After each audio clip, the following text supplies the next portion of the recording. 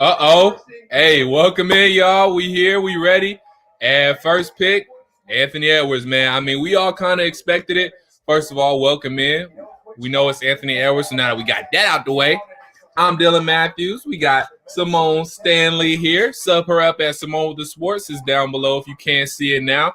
Guys, it's draft night. We here. We about to see what the Atlanta Hawks are about to do if they keep the pick. Nothing has happened yet. They haven't made any moves yet. Well, something happened yet because y'all was talking about trading up for Anthony Edwards, and that not happening no more. So we go see. I mean, you know, we probably had discussions with Minnesota here to the bitter end. But Anthony Edwards, let's go. What up, Sean Gomes? Appreciate you hopping in. What up, Allen? My peeps are in the building. What's going on, y'all? So Sean said Halliburton. Halliburton, yep. Talking about that. Maybe a Coral if he's there. Superman Strong says he's glad we still have the pick. And he think this Superman Strong, before I bring in a guest that we're going to have throughout probably the duration of the night, I'm going to read this real quick. This is just a hypothetical question. If John Collins hadn't gotten injured and Clint Capella had the opportunity to play last season, what do you think the Hawks' record would have ended up being? I think we probably at least make it to the bubble, to be honest. Because you got to think about it. The Wizards made it to the bubble. I think we could have had at least as good as a record as the Wizards. I'm pretty sure they had a losing record. So I think we probably get close to winning 30, 35 games. I forget our record off the top of my head now. But we get close to that. But shout out to Anthony Edwards, Ant-Man guy coming out of Georgia. You know, Georgia coming boy. in. Georgia boy. You know I love the Georgia boys. Got to shout them out. So shout out to him for getting drafted number one overall to Minnesota. Golden State is on the clock. With that being said, let me go ahead and bring in the guy, XaythaPlug. What's going on, bro? What's going on, y'all? So what you think about that? Yeah, what you think about him going first overall, bro? Of course, you already know. I thought we was going to trade up to get him. I mean, it's still time, but we're going to see. We're going to see. I'm interested to see what everybody else does now that the pressure is off and Anthony is gone. Yeah, it's going to be interesting to see, you know, that one piece is gone, you know. So, I mean, it's still some things out enough. I got to think if Golden State doesn't trade, they got to go James Wiseman here at number 2. But maybe they go guard now that the future of Klay Thompson is up in the air. If you guys haven't heard, Klay Thompson suffered an apparent right leg injury. Now, the torn ACL was on his left leg. It wasn't on his right leg. So maybe it's not as serious, but it sounded like it might be kind of serious now. So you think this kind of changes their thought process, eh? Yeah, definitely. I think they it might have been a whole smoke screen to begin with, just to see what people was going to do and maybe pressure the Timberwolves to either pick them or not. You know, so maybe it was a smoke screen for Golden State, and we know they're going to always make the best move. Yeah, that's a fact. I mean, Golden State has been run very well for so long, so they're going to make the move that's best for them. So we'll see what happens. Maybe they're going to end up with Wiseman still trying to, you know, secure a nice big man, but, you know, and maybe they make something happen in free agency to kind of account for Klay. So we're going to see. Just real quick to get to the comments before we get to the next pick. I like to watch NFL. Appreciate you hopping in. Says Seahawks fan. Not Atlanta Hawks. Yeah. Seahawks. He says watch Golden State get James Wiseman. Superman Strong coach says I started going to the Hawks game after I got a free ticket and really enjoyed the atmosphere and this new cast of characters, which led to my getting season tickets. Oh, he a season ticket holder now. Oh, he got money. He got money. You got money. Now I'm ready to die. Hawks Superman Strong. Okay, Superman Strong. Hey, Superman Strong, can I go to a game one of these days, bro? What's up with Let me it? get some of them seats. Yeah. All right, guys, we about to let somebody else in. Rick Allen, a.k.a. Goat Talk Media. Rick, what's up? What's up? How you that man at Goat Talk Media. Is it like, Rick, is it how you got it in the thing? Is it Goat period Talk Media or is it underscores? Because it's all periods. Okay. Because it's period. Because it's on period. So it's Goat period Talk period Media. So, Rick Allen, who do you think the Hawks are going to draft now that Anthony Edwards is off the board? I know you guys were talking about trading up for Anthony Edwards. Y'all ain't act fast enough. Look. So what's up? Is the Seahawk guy? Is he in here? Because I know he is. He right here. Said best fit is to say Obi Toppin. Sean Gomes said, I hope we get Halliburton. So we got some different opinions in the chat. What do you guys think? First, Dylan, who do you think we're gonna pick? Then we're gonna go to Zay. Then we're gonna go to Goat Talk Media. I can't even say I'm convinced we still keep the pick at this point. It's still a little too early to tell. We only on pick number 2. You got to think the Atlanta Hawks right now, they're taking call after call after call, still seeing if they can work out a deal. I know Rondo, talking about Rondo, and talked about Gordon Hayward still. So those talks still going on. I'm not even sure the Hawks are sure if they're going to keep their pick. But if we do, I think if Isaac Okoro is on the board, we're taking Isaac Okoro. Not sure if he'll still be there, though. If Isaac Okoro isn't on the board, then I think we go to Halliburton. I think those are our top 2 targets right now if we don't get rid of the 6th pick. Jay? I mean, he pretty much said it already. That's the 2 things that I was going to say as well. I mean, those are the holes that we need to fill. Those are the gaps that we need to close. And it's obvious. It's not too far-fetched. But, another player that I hope we get is Obi Toppin. I would love to see some dunking and high flying with John and just a live city in Atlanta and we flashy stuff. So that would be perfect. Go.talk.media. You already know. Yeah, I definitely, like Dylan said, priority for me would be Halliburton, simply because I think he's kind of a hybrid between like a Danny Green and a Avery Bradley. He can play perimeter defense, which is what we need. That's a high priority for us as a team. Right. But also he can get you those buckets from the 3. I think he averaged over 40% from 3 when they were playing college. So that's something that we could definitely utilize, us being as the Hawks. But I wouldn't be opposed to Isaac Okoro because his defense is tremendous. If we needed a dog to be on our team, Isaac Okoro is that dog that we need on the team. But like my boy Zay said, Obi Toppin would be fun. Like that would be fun. That's a project. Like we would be the next Lob City. Like a little part of every single one of us really wants Obi Toppin. I was high day one. We all secretly want Obi Toppin. We know the smart move is probably Halliburton or Okoro, but we all really want Obi Toppin in the building. we know what's really going on. Exactly. Really happening. All right, so let's get to some more of these comments real quick while we wait for Golden State to choose number 2. Gordon Hayward is too risky. He cannot stay healthy. Yeah. How do y'all feel about Gordon Hayward? I mean, he would be cool, but I feel like at this point, if we haven't made that move for Gordon Hayward, it might not happen. I mean, I could be wrong, but Gordon Hayward is very risky. I feel like a part of me, though, also feels like that we could bring that Utah back out of Gordon Hayward because let's be honest, there was too many mouths to feed, too much going on. He wasn't on the court enough in Boston. By the time he got back healthy and somewhat right in Boston, Jason Tatum had taken over, Jaylen Brown had taken over, Marcus Smart, Kemba was there. It was just the ball wasn't in his hands enough. So how do you guys feel about Gordon Hayward? I feel like you said, he's a little old, and I feel like if he gets hurt, well, we stuck right there back where we are with young guys. So Golden State's up. Let's go ahead and see what they say first. Golden State's up. And by the way, y'all, I'm on all my commenters. James Wiseman. There you go. It's Wiseman. Understandable. They need a big man. They're trying to secure that spot with what could be a very special guy in James Wiseman. And just to all my commenters real quick, I appreciate y'all hopping in. I'm on Hulu plus live TV, so there's a slight delay with the cable.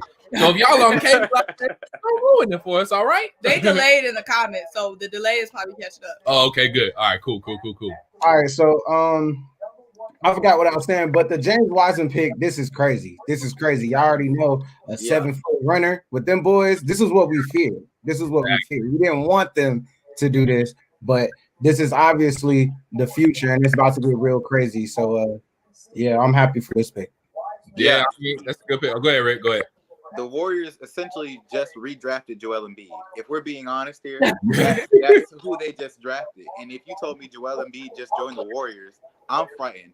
I'm not worried about me. I'm worried about LeBron because AD can only do so much. But now he has Wiseman, and now he has Draymond in the paint. So who does he guard? You know what I'm saying?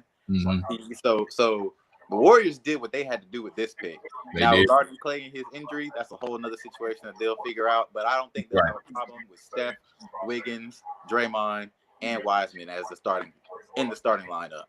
And then we can still see, as far as free agents go, we can still see maybe they mess around and sign a guy because we saw Bogdanovich is something we haven't touched on yet. Bogdanovich opted out of that Milwaukee deal. He said, you know what, I'm just going to go into restricted free agency, see what happens there. Maybe the Golden State Warriors give him an offer that they can't refuse, and the Sacramento Kings was just not willing to match.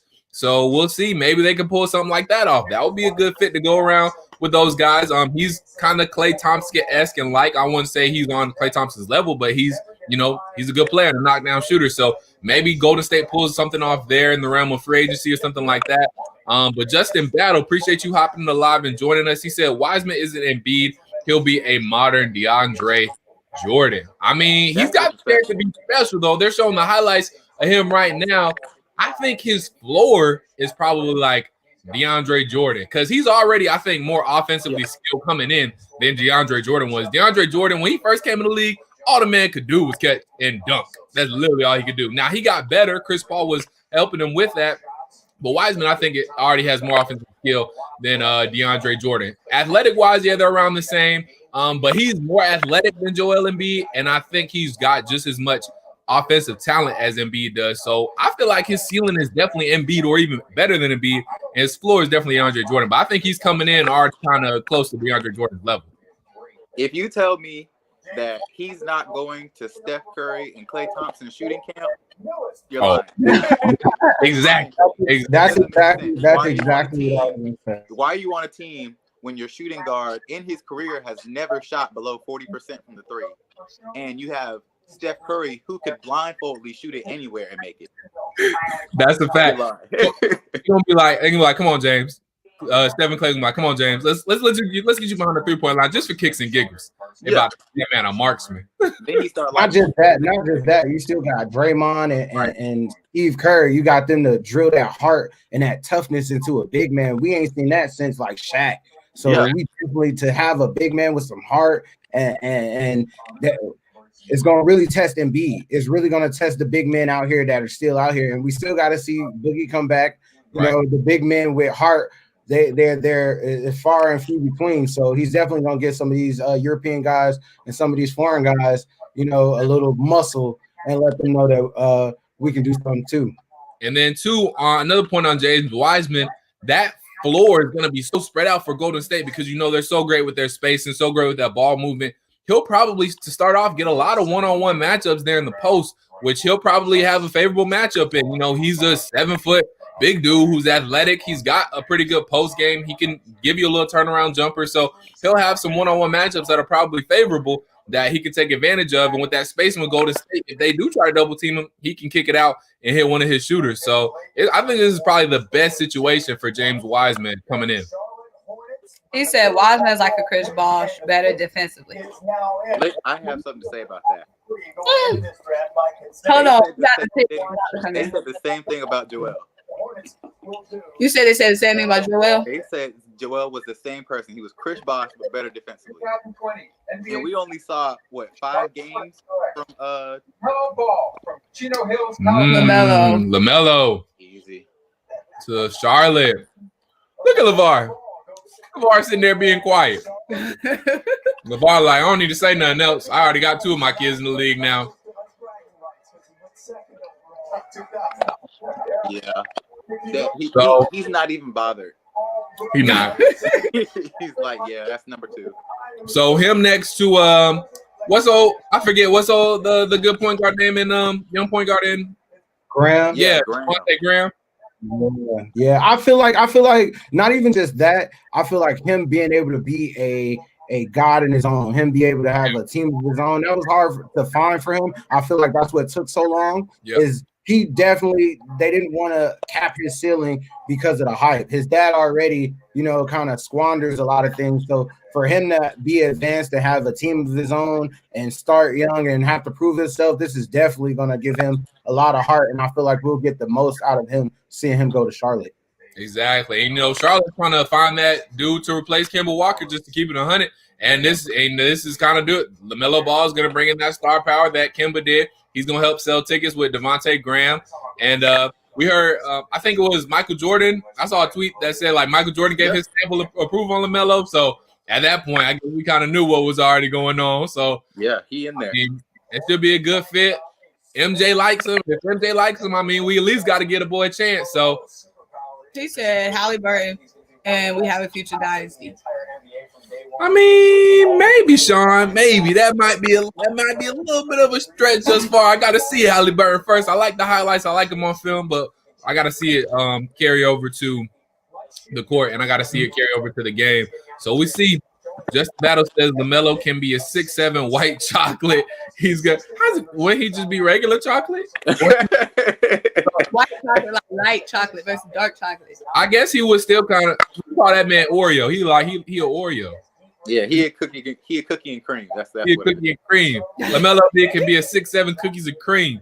He's gonna be a blast to watch. I think he will be fun to watch down there in Charlotte. Now, the one thing, Michael Jordan. And I don't know who Charlotte's GM is off the top of my head, but the one thing they got to do is help put talent around him and Devontae Graham now, because that's one thing they never really did in Charlotte with Kemba. So they got to do that. And if they can put talent around those two guys and, start to really put that core together, Charlotte can start making some noise in a weakened East. So, I mean, we'll see. But got to like LaMelo Ball going to Charlotte. I think that's a good situation for him as well.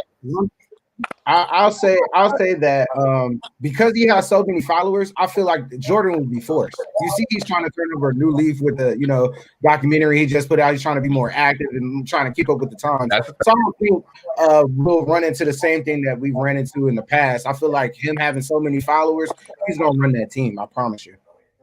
Yeah, I mean, I hope so, because it seemed like he kind of kept it on cruise control the past few years. He done had it. He done owned the Hornets, so. We gonna see just in battle, all good, bro. We was just playing with you, man. Ain't no way.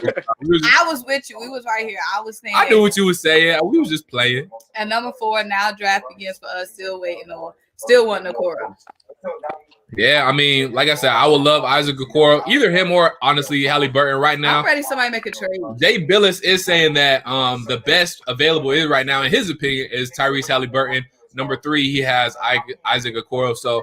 Those guys are going to be going pretty soon. We'll see where they end up and they land. But as we get closer and closer, like Alan says, at number 4, the thoughts start to creep in. Okay, maybe we're not getting any good offers. Maybe we're going to keep number 6. Maybe we'll just keep this young core together, which, again, I would not be mad at all, because this team as currently constructed, depending on who they add here, can make a playoff run. They almost did it last year. I still think John Collins getting suspended for those 25 games definitely derailed the Hawks season. They could have at least made a push and been in the conversation to be back in the bubble if they wouldn't have gotten – if John Collins wouldn't got suspended 25 games. Here comes the Bulls pick real quick.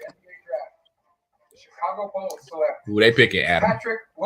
Patrick Williams. This is a guy whose stock has been going up the past couple of days. I think they were saying was he the best? They saying he's the best shooter? That's a nice suit, though. That is a nice suit. I think they were saying he's the best shooter in the NBA draft, and definitely the Chicago Bulls could use some shooting. So him, Chris Dunn, and those boys down there in Chicago trying to make something shake. So shot 46% from the field, and I think he shot over 40% from the three-point line as well this season at Florida State. So we're gonna see how you guys feel about Patrick going to the Bulls. I thought that I think people projected Denny Avia to be going at this pick, but I guess Patrick Williams beat him to it. And I don't know how you miss out on a 6'10" forward. But point guard. We don't know. Yeah, I don't know too much about. I didn't see this coming. I wasn't prepared for it. Yeah, like I said, his stock really just started to rise these past couple of days. I saw something today that his stock was really rising. So I guess the Bulls saw something in him, was like, hey, we need to pick that man up. Rick, how you feel about the draft so far?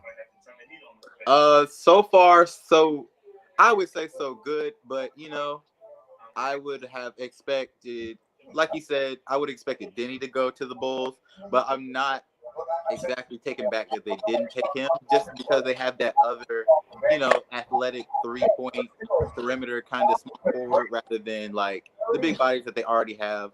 Like he would be like, he was 6th man of the year for the ACC for Florida State. Right. Maybe that's what they want. Maybe they need a 6th man of the year. Like, you know what I'm saying? Maybe they just need a person to come off the bench. Right. Instead of that, hey, if you come here, you might not start, but maybe they already told him that or something like that.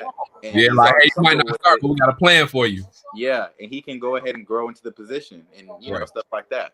But if he comes off shooting like he was in college, he'll be straight. With the Bulls, he'll be fine. But I would be surprised if Obi Toppin drops to us at 6 because we have options now because we're at the 5th pick. Yeah, we got to. Oh, we at least gonna have taken. Toppin hasn't been taken. Right. I'm sitting pretty right now. We at least gonna have probably one of the guys we definitely want, and we're gonna have probably Obi Toppin's gonna be there too if Cleveland doesn't take him. Which I know Cleveland. I feel like they were kind of high on him, but like you said, we gonna have options here at the 6th pick. So we're gonna see, and like I said, it's getting closer and closer to look like we're actually not gonna do anything with that pick. Sean Gomes says, I don't know about that. I think he's talking about the Patrick pick.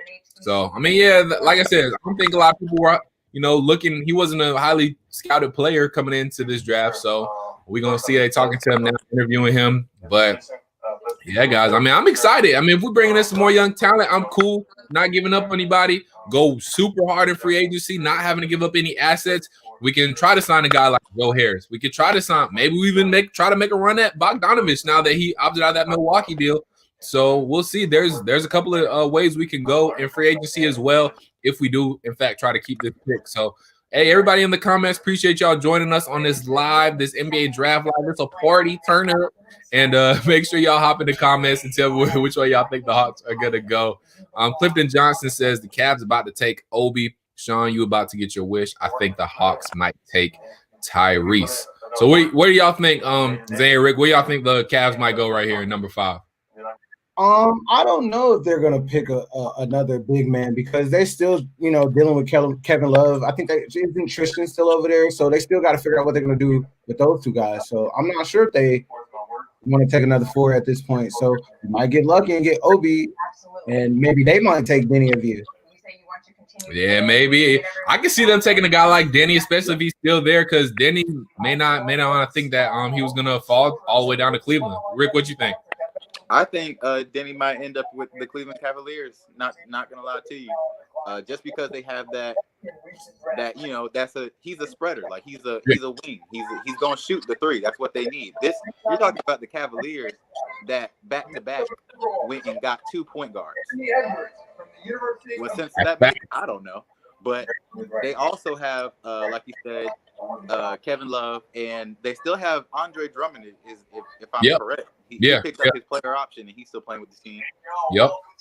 So, yeah, I would be – if they didn't take Obi and they didn't take Denny, I'd be surprised if they took anybody else.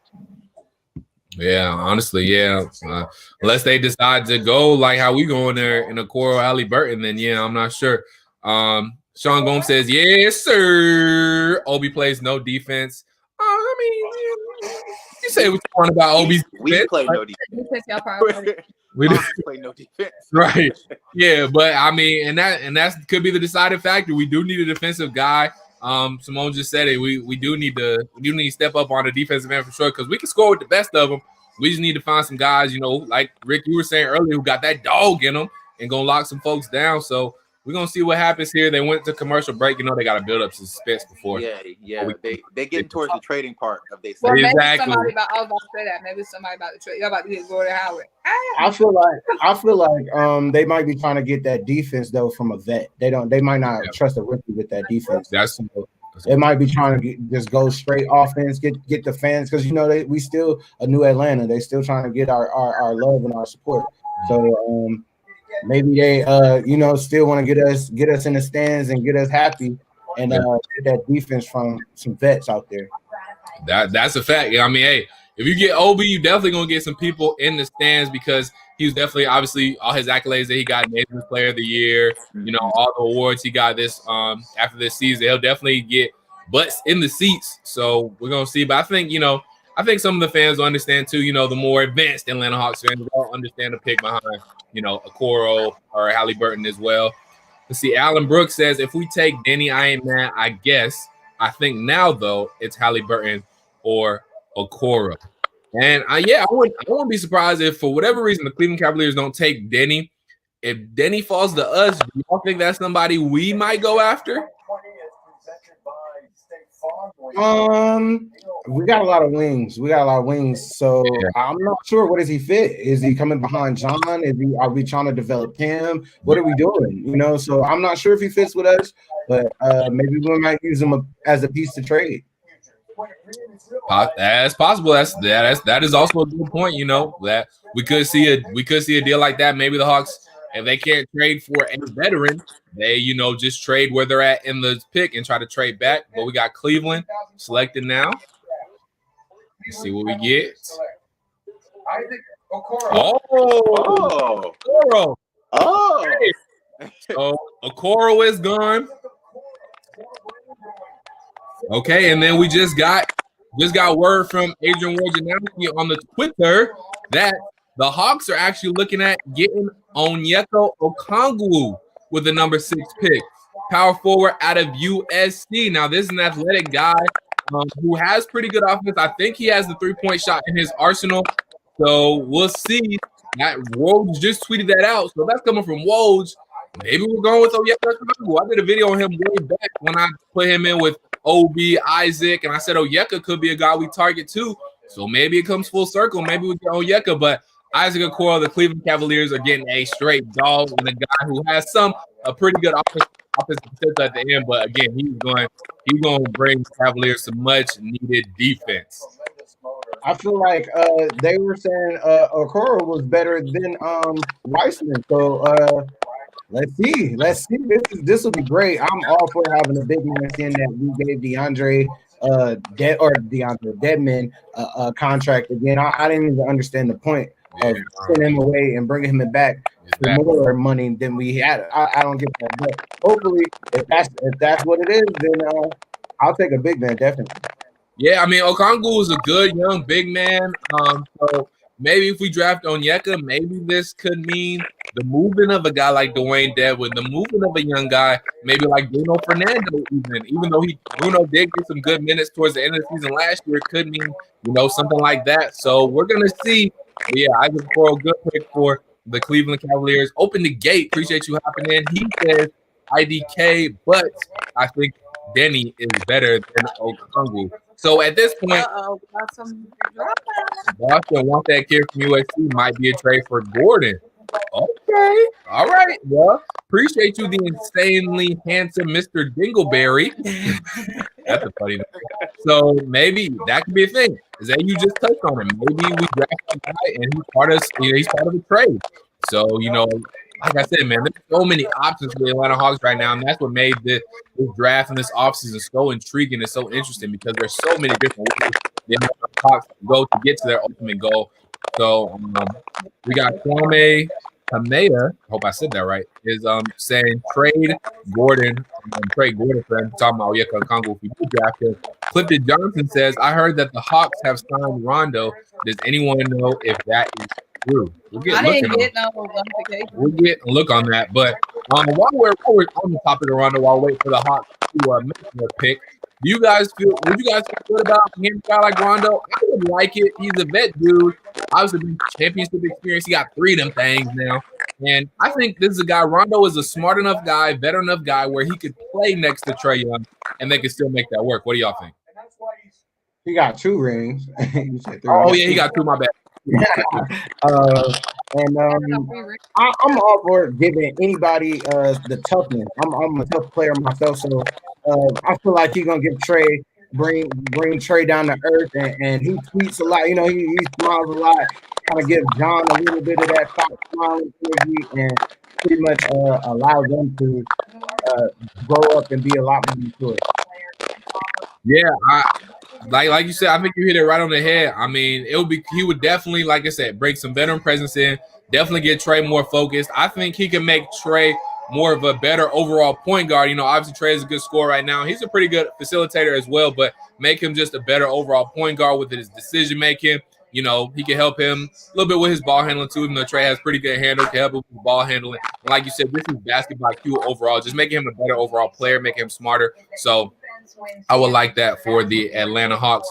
John Gomes says he wants we getting Denny, LOL, but he doesn't know for real. And then also said Halliburton. Allen also earlier said, dang, there goes my guy. But he wants Onkongwu. He's cool with the Bam comparisons. Yeah, Onkongwu has been compared to Bam Adebayo, and I'd be cool with the guy who turns out to be a Bam Adebayo type player. Bam is a good player, so we gonna see. And Kwame says should have gotten a point guard. Are you talking about the Cavaliers? So I'm not sure. Why are we doing that? I don't know what. Look like they're still interviewing Isaac. So how's it going? About to find out, guys. About to find out what this future gonna look like. Talking about Atlanta. Kwame, are you ahead? Don't tell us who we got now. If you got that, you on that cable. You said you already got it from Warriors? Oh, so we already got the pick. Apparently, we are behind. So we're gonna see here in a second. He been tweeting ahead. What was the inside? He ahead of the game. Apparently, we already got who we picked. So we got Onyeka? Oh, okay. According to Adrian Wojnarowski, we got Onyeka Onkongwu. We're going to see on the TV here in a second, but all things appear to look like we got Onyeka Onkongwu. So, guys, if this information is true, we did get Onyeka. What do you guys think about that first and foremost? Well, not really what you guys think. You guys already touched on it, but do you guys think he's going to actually remain on this team, or do you think he's going to be a piece to get Gordon Hayward? You know what I thought about also? What if they don't think John deserved that max deal? I know that's a fear that we don't want to go down. But what if they already know that they're not going to get him that max deal? We need to go ahead and get another pick and roll piece in there and ship him off and grab somebody else. What if that's our future? That's a good point, Rick. What you think about that? I can hear it's a lot of popping. I know. Yeah, I wonder where that pop is coming from. I'm not sure where that noise is coming from. We don't got nothing going on. I'm not sure. But here comes the official selection.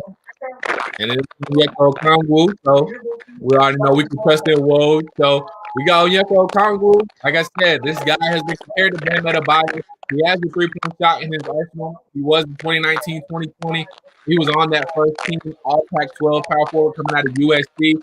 And this is a dude who, like I said, he's good. 16 points, 8 rebounds a game, and 2.7 blocks. Rim protector, athletic. He has a pretty good shot. He also played in Chino Hills, I think, with he played with Lonzo and LaMelo and LiAngelo. So he played with all the Ball brothers. So there you go. A guy, Onyeka Onkongwu. We'll see if he remains in Atlanta, but that is the pick right now. So, but that is a good point you brought up today, in the fact that he might be a part of that Gordon Hayward deal. So guys don't fall in love with him yet, and we're gonna see. Kwame says Atlanta got the money. John is 20-10. Yes, we got the money, but do we want to give it up all on John Collins? That's the question. I know we got the money. We got the money for anybody right about now, but it's where we're gonna spend it, and how much do we value John Collins? And if we do keep Onyeka, that is a huge question. Clifton Johnson says, I would rather have Tyrese or Onkongwu over Hayward. I hope the Hawks don't trade him for damaged goods. Yeah, at this point, I think I might rather have Onyeka. Defense is something we have been preaching on. We know we need defense. Onyeka brings defense with some good offensive skill as well. So, maybe we're trying to find that real nice rim protector, and that could be Onyeka. I know Clint is also a rim protector as well. So maybe we're thinking about, first of all, if we keep Onyeka, do y'all think he starts? I think they switch him out. I think they make him fight for it, or they might know something about Capella that we don't know. They might be limiting his minutes. Right. I don't know. Or it's really tricky, and I'm happy that they're keeping things under wraps and if everything's not over Twitter. Right. And I just see trades. They're being really quiet, and the GM he's pretty hip. He knows what we like. He wants to get us in the arena. That's so I feel like we might just be waiting for something big. Yeah, that's what we're waiting on now. But for now, Onyeka looks like he's going to be a part of this Atlanta Hawks future. I'm cool with it. So does that make y'all a playoff team? Of course, we were a playoff team. We were a playoff team before that. Just like you said, we wouldn't have lost John and the frustration of trying to figure things out. Nope, no, this season. And no, don't underestimate coaching, man. He got that heart too. So Sean Gomes doesn't think we're a playoff team yet. Mind you, guys, the draft is only the first step. We still got free agency where we got stupid money to spend. He said, what do you think? We loaded with centers, Capella, Bruno, Devin. Maybe a trade still happens. Like Zay and Rick have been alluding to, there could be stuff. Travis Link is keeping things under wraps. So we don't know if we're trying to package up something for a deal. Like, as far as we know, they could already have a trade in place, and they just needed to draft whoever as a formality. Hold on, we got a proposed trade now. Oh, that's something we already saw. That was Trevor Ariza to the Pistons. So I guess that means that the Rockets is gutting the team. Rockets, I guess, gutting the team and looking to see what they could do with James Harden and Russ and see what pieces they can get back. So do y'all see James going to the Nets? Because obviously this is a conversation that's going to affect the Atlanta Hawks. I mean, I'll be saying Hawks. The Atlanta Hawks. I mean, we got to talk about the East. I definitely want it. It don't even matter who we get from Brooklyn. Them boys, all them boys got heart. I think that James is going to make his way to Brooklyn, period. Yeah. You were saying that affect the Hawks. I'm just saying, hopefully that'll be a trade that affects the Hawks. Mm-hmm. But definitely, if he go to Brooklyn, boys need to get serious. And I see those are the only young Bulls that people remember taking them all the way. With the 7th pick, the 2020 okay. Piston selection coming in. Detroit Pistons select Killian Hayes. They got Killian Hayes. So did y'all think Obi was going to drop this far?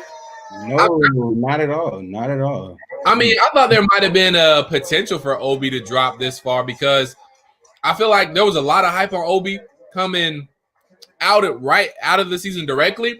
Really, ever since the season ended, not a lot of people have been talking about him. See, Kwame saying the Knicks might get Obi, which is true. The Knicks could be after him. I can see that for sure. But I want to jump back to the Hawks really quickly.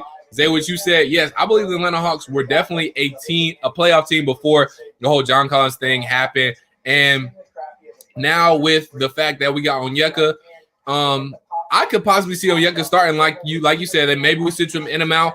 But you have Clint, who, has proven to be a pretty good rim protector. Also Onyeka, who I think is honestly might be better defensively than Clint Capella already. We can have a nice little Twin Tower situation going on. We'll see. But I don't know, especially like say we putting John on the bench because John is going to start. So it's either going to be Clint or it's going to be Onyeka. And it's probably going to be Clint the way, that we traded for him and stuff like that, invested in him. So Onyeka's probably going to come off the bench. But John gets tired or we want to go big, we could have Onyeka, Clint at the 5, Onyeka at the 4, maybe John at the 3. This is all, I don't know for sure. Maybe Cam at the 2, Trae at the 1. And we could go big. We could do something like that. Does he score for us, though? Does he give us points? That's what we need. Yeah. Is he going to be another pick-and-roll piece, or do we need another point guard coming off the bench? Because I don't know if we're going to commit to Teague. I don't know what we're going to do with that second unit. So if he's coming off the second unit, is he putting up points, or is he defending for us? That's a good question. I'm thinking if he's coming in with the second unit, and just to quickly touch on Teague, I don't see why we would keep Teague. I mean, we gave Brandon Goodwin that contract. We not giving him that contract if we not thinking he's not going to be our backup point guard for the future. Yeah. So I think Teague, if he doesn't get dealt here soon, then maybe we keep him until the trade deadline or something like that, and try to add. We might keep Teague for the future to see where we at. If we're making a playoff push, then maybe we just keep him for the season. And if not, if we kind of going backwards, then maybe we try to deal him at the trade deadline. We'll see. But yeah, that's a lot. There's a lot of questions. Alan Brooks says we still have a ish load of cash. Bertans would be nice. Yes, he would be. No one talking about Jordan Clarkson. Yeah, Jordan Clarkson kind of drifted off to nowhere. Is he a free? Alan, is he a free agent? Do y'all know Zay Rick is Jordan Clarkson free agent this year? He a free agent this year? Yeah. I was gonna say we didn't talk about all the centers having all those. Or did you? Oh yeah. My bad. So y'all think we have too many centers? I mean, as of right now, as it stands, obviously we got Onyeka, who we just drafted. We got Clint Capella, who is here to stay. We just traded for him. We haven't seen him yet. Clint is staying on this team. Onyeka, I want to see Scal develop, and I did want to see if Deion Jones could come back to greatness. You know, he is a champion too. People don't understand that as well. He was on the bench, so he still got to practice with those boys in Golden State. So I would have loved to see Jones get more minutes. So it's definitely going to be weird to see what they do with these centers because we got some talented ones. Yeah, we got some ones that can spread the floor. So it's just how we're going to package them up, and hopefully we do the right thing and don't repeat the past. Rick, what you think about the center situation? Yeah, I think we're kind of overloaded in the paint aspect. I kind of was looking forward to that, that wing that we kind of needed more on the perimeter defensive end. But I think of it as, well, I guess since we just drafted a center, maybe we trade, Jones. Maybe we trade Jones and Herter or, somebody else for, another veteran piece. right. But I'm not too pressed because, like you said, Clint has not exactly played for us. Like he hasn't, we don't know what he can do for real yet. So maybe that's a part of it. And then maybe they drafted him because, John Collins is suspended for those first 25 games of the season, which starts next week, like next month, so that's just instead of going to free agency to get a power forward that can shoot but also defend, we go ahead and draft one that can do both, play center, right, play power forward, because I think he's only 6'9", maybe 6'10". Who you talking about? Are you talking about Onyeka or are you talking about? Yeah, Onyeka Onkongwu. Yeah, I think he's 6'10". Yeah, he's like 6'9", 6'10". So he's not too big, too bulky for the center. But right. He can be that stretch, that can do both. Exactly. But maybe that's what they want. Maybe they want that Clint, but also they kind of want the center that we just got to be power forward / center, and then we got the Daniel Jones that can be that backup solidified center instead of somebody that can just wade to the middle. Yeah, there's a lot of ways they can go. Before we continue on this discussion, Obi Toppin, 2019-2020 AP Player of the Year, was selected to the New York Knicks. So Obi's gonna be in New York, and honestly, that's a good spot for him. Player, with the dunks in New York. So I can see why Obi wants to go for this. Obi playing in Madison Square Garden, that's gonna be fun. That automatically is gonna get them some national televised games there because you already know they like to put Knicks on TNT and all that good stuff. So them getting Obi definitely helps. The Knicks still got a long way to go though before they get real. And again, they still got a long way to go, but Obi could be a good first step. This pick was not for the Knicks. This pick was not for Obi. This pick was for the Knicks. Right. The Knicks have been cursed since I don't know when. They thought that they were going to get bottom tier players, someone they didn't want, they didn't need, someone that wasn't going to, that wasn't going to broadcast their franchise. Right. They exactly. have a New York native whose dad is apparently a street ball legend. Oh. And then you bring him home. You know what I'm saying? That's selling box office. That's selling tickets. That's what the Knicks organization needs at this current point in their franchise. Like they're not winning games. You can't debate to me. Tell me that they're gonna win more than 25, 30 games next year. They're not. Like us as Hawks fans, we know our team's average age before we got Clint was like 23. Exactly. We know we're not winning now. We're winning later. So that's what the Knicks needed, a person like Obi Toppin. That's, a dual threat. He can do it offensively, defensively. He can be a showtime player when they need to. But also he gives what's buddy's name? I forgot, from Duke that went to play for the Knicks. Start with an R. RJ Barrett. RJ Barrett. He gives RJ Barrett room to grow because he's not the only young cat in town. Right. So this was a perfect pick for the Knicks. The Knicks needed this. I feel like you underestimate the Knicks. I've seen the Knicks play in real life, and Kevin Knox, I feel like he holds back a lot. I feel like RJ Barrett has matured to remember when they drafted him. They told us to be weary of RJ Barrett's second year. They knew he wasn't going to come in his first year and get it right off the bat. So for them to have like a lot of threat brings a lot of energy. People don't understand how having that cheering and the fans, it just gives that energy, a good dunk. Even Trae, if you watch Trae, just to bring it to the Hawks, every time John dunks, he jumps. Exactly. A lot. So maybe that will get those three guys and realize they're not going to get any help, and they'll be like, you know what, this is our team. Let's just go ahead and buckle down and just figure it out. Yeah, I mean, like I said, there's a lot of ways to go. Yeah, the Knicks could be sneaky good, depending, like you said, how RJ pans out his second year. It's all about these young guys and how they're going to develop when it comes to New York Knicks. Kevin Knox has shown to, really start to be a problem. He started to show like he's going to be a problem this year. He showed he's going to be a problem last year, and we're going to see what Obi's getting quite emotional. I mean, hey, your dream come true. I'll be crying too.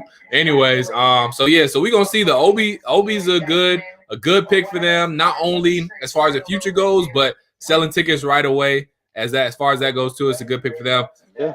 Jaquez Goodlow says that it's just stupid. We just traded for Capella just to draft at center at number 6. WTF. Now, Jaquez, we don't know what the future of Onyeka Onkongwu is. He might not be on this team past tonight. But as far as we know, we don't know. He could be. And then also, Fernando might not be on the team. We could trade Dwayne Dedmon again. Wasn't Fernando back and forth in G League? Fernando did, yeah, he did have I think he got sent. Didn't he get sent down one time today, Rick? No, Fernando made it all the way through. Fernando, he just had a rough because his mom died. He was having a rough thing, so they left him on the bench. He didn't get sent. I think it was just Goodwin and Charlie Brown Jr. were the only two that went back and forth to the G League. Right. Okay. So maybe Bruno is a young piece that still gets shipped off. Maybe it's Dwayne Dedmon. Maybe it's Jones. We don't know what the Hawks are going to do with all these bigs. We're going to see. There's a lot to still be seen. I didn't think Denny would slide this far. That's crazy. You said I didn't think Denny and Villa would definitely drop this far. I really would like to know why a lot of people are passing on him. You got to think, he's probably going soon. It is crazy that he has slid down this far. But yeah, and then was he still on the board, Denny. So I mean, we'll see. But yeah, just to close out on this point really quick, we don't know. The future is still up in the air as far as what the Hawks are going to do. They still got moves to be made. Free agency is still coming through, so we're gonna see. Orange Juice Jones, appreciate you joining us. He said Boston needs a big. So yeah, I mean that could be a thing we make for Gordon Hayward. That could be a part of the reason why we drafted Onyeka. So we're gonna see. Alan said, I wonder what Trae is thinking about Onyeka. He could still be traded, but he said we need another shot creator. Y'all know that. He coming for y'all. Talking about y'all know that. He said, we drafted a 6-man with the 6th pick. Why Atlanta drafted 6-man? We needed to trade up. Y'all, we don't know what the Atlanta Hawks wanted to do. I mean, we could see if this is what they wanted to do quickly before we keep going into this. We'll see who Washington select.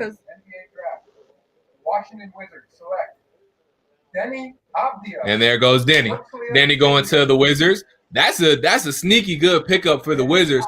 Whether they because it seems like Bradley Beal is going to stay now, because whether they keep John Wall, trade John Wall for Russell, that's been a talk. Denny is just going to be a good person to kind of slide in there. And those European guys, we saw it in Luka. We seen it in other European players who come over from overseas and come to play right in the NBA. They're more ready. Even though they're classified as rookies, they're ready because they were playing pro ball over there in Europe. So they seem a little more ready than these college guys and seem to pan out quicker than these college guys do. So possibly good pickup for Washington there. But just to quickly keep up on this Onyeka conversation, I mean, yes, they obviously did what partially they wanted to do. But when I say that, I mean, we don't know if maybe a deal fell through last second. They just, chose who they wanted to choose. I mean, with Okoro and Halliburton, I mean, not Okoro, but Halliburton, Obi still there. Yeah, you probably think Onyeka was probably high on their draft board, but we don't know if that's what they ultimately want to do. We don't know if they ultimately wanted to trade it and just couldn't get a deal done. We don't know if they wanted Okoro and, maybe Onyeka was next. So there's still a lot of unanswered questions. Go ahead, Symone. Let me ask something for they zone out. Zay, so it's been a conversation we've been having on Hometown Take about John Collins. So we had this conversation with Rick when Rick joined us for the first time. So we're going to ask you now, Half the people want John to stay, period, forever, lock him in, engrave him outside of my battery about to die. You need to get the charger. Half the people think they're okay with trading John if they're going to be getting somebody. Of course, Bradley Beal's probably not an option now, but if to get a vet guy, if we had to trade John, are you willing to trade John, or are you trying to keep John? I feel like John is definitely a piece that we should keep. The only person that I could compare him to, which I compare him, me and my cousin go back and forth, is him and Kuz. They in that same draft class, and that we both still waiting on them to, develop. And I always tell him John is way better than Kuzma, but on paper they are neck and neck. You know what I'm saying? So I wouldn't get rid of John. John is the perfect piece. I would just say we need a little bit more anger from John. John is like a big man that don't know he big. You know what I mean? He doesn't give us that energy that he can't take over like we need him to take over. We need to see that ferocity out of him. And I feel like once that develops, I feel like Nate McMillan's going to bring that out of him. I feel like Capella's going to bring that out of him and make him a little bit more aggressive. And once we make it to the playoffs, let them know that we are a good team. A lot of people feel like Atlanta is the team to come to die, and we don't have a winning culture, but we definitely have a winning culture. We want a parade in whatever sport. It don't matter. So we're going to show out. So I feel like, yeah, John is definitely a steal, and we should pay him. Definitely pay him. Okay, so Jaquez said, I feel like we shouldn't have passed up on Denny like we did Luka. Ooh. I was thinking about that too, Slick. I was like, yeah. It's too many fours, though. He said, even though I like Trae. Yeah. What y'all think about that? It's too many forwards, though. We still gotta wait for Cam. Cam's supposed to be our demigod. So I mean, we can't. What does that do for Cam's morale? We can't bring. Yeah. You can't bring them, man. We want to, you know what I mean? It would look nice, but I mean, we got DeAndre, we got Cam.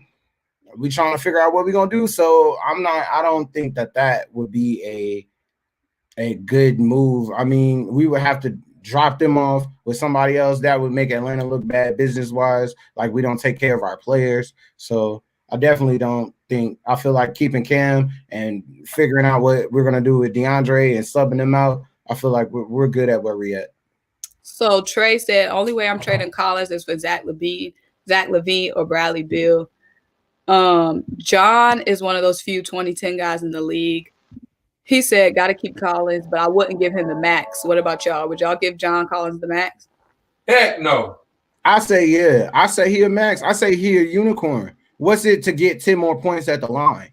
And now he a 30, 12. You know what I'm saying? Once he figure out that shot, he's still young. I would not get rid of John. John, just like he said, John is a unicorn. There's not too many 2010 forwards. It's not too many big forwards that's just not going to shoot your lights out. Or, we dealing with these stretch guys. So if his main priority is to slash and he's learning how to shoot with some of the best shooters on his team, I feel like we definitely should have some type of loyalty to him and stand by him and sign him and see where it goes. We did it for Joe Johnson. We did it for Josh Smith. We did it for Al Horford.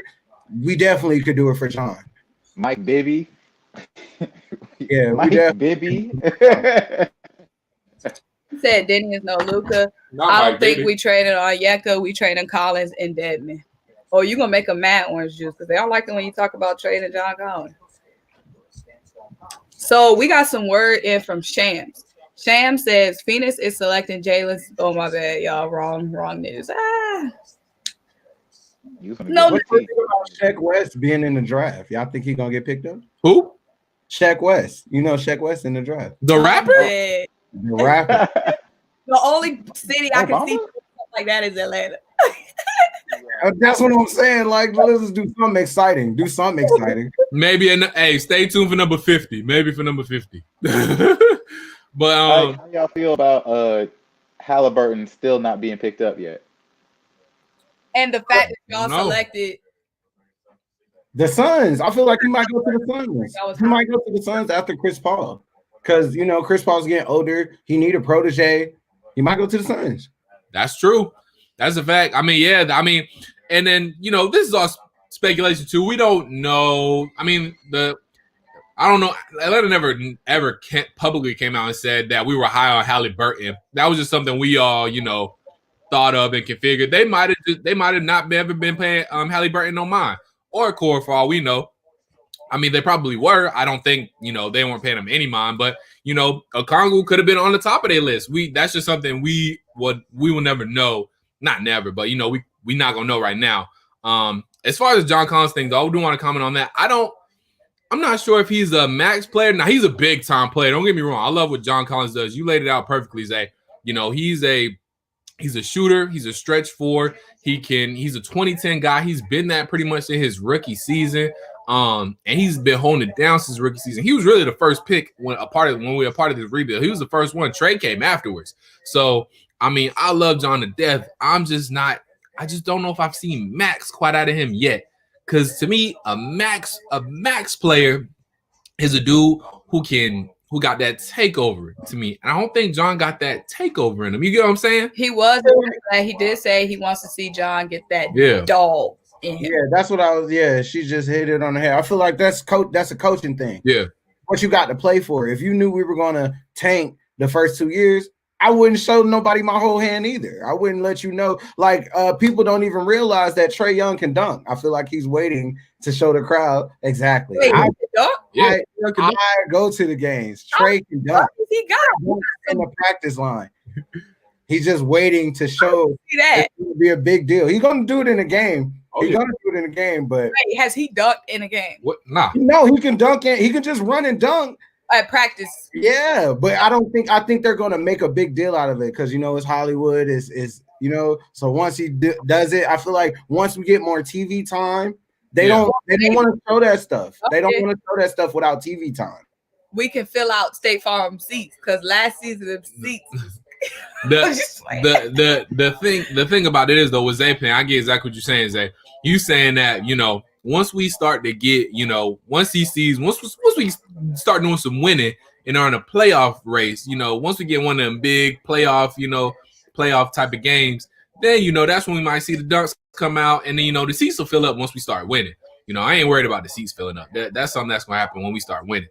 So we're gonna see, but I mean, yeah, there's still a little bit more to be seen from John Collins, but I mean, like you said, if they coach him up right, he can definitely be a max player. So we're gonna see. Let me address this comment, y'all, because this John Collins for y'all is pretty much like the Carson Wentz in Philly, because I see a lot of split opinions. So Trae was the one who was saying don't give John the max, if I'm pretty sure, but he said max contract players make everyone around them better and gets their team to the playoffs. Is John that guy? But real quick, Zay does make a good point though. We might not have seen all the John Collins bad because in John, in the back of your mind, now it's easier now we know that it's kind of impossible to tank in the NFL. That's how you get hurt. But it is a little bit easier to tank in the NBA. And if John knows, not saying that he was out there trying to lose games, but if John knows in the back of his mind, we not going to be good or really even trying to be good for the next couple of years, I'm not finna bring out the whole bag. I'm not finna go my all. Now, if that is the case, then Zay, you make a very good point that, John could have quite more in the arsenal, more to show. He could have that dog, get him, bring it to another level, kick it into another gear, and we just haven't seen it yet. So now this is the big year for John Collins. Yeah, he's still a Florida boy. He just had a baby. Yep. And so I feel like him having a baby, you want to be you a father. That's a whole nother. Yeah, that's a whole nother. Remember when who was it that put their hand on Chris Paul's head and he was like, "Don't do that. I'm somebody's dad. That you do that and don't play with me." You know what I mean? Son, I saw a tweet, y'all, that said, I need to have some kids because I need some external motivation. # I need to be able to say I'm doing it for my son. And maybe John, if he got some kids. But that's real though. Like you want to be, because John hasn't made his bag yet. He's still on his rookie deal.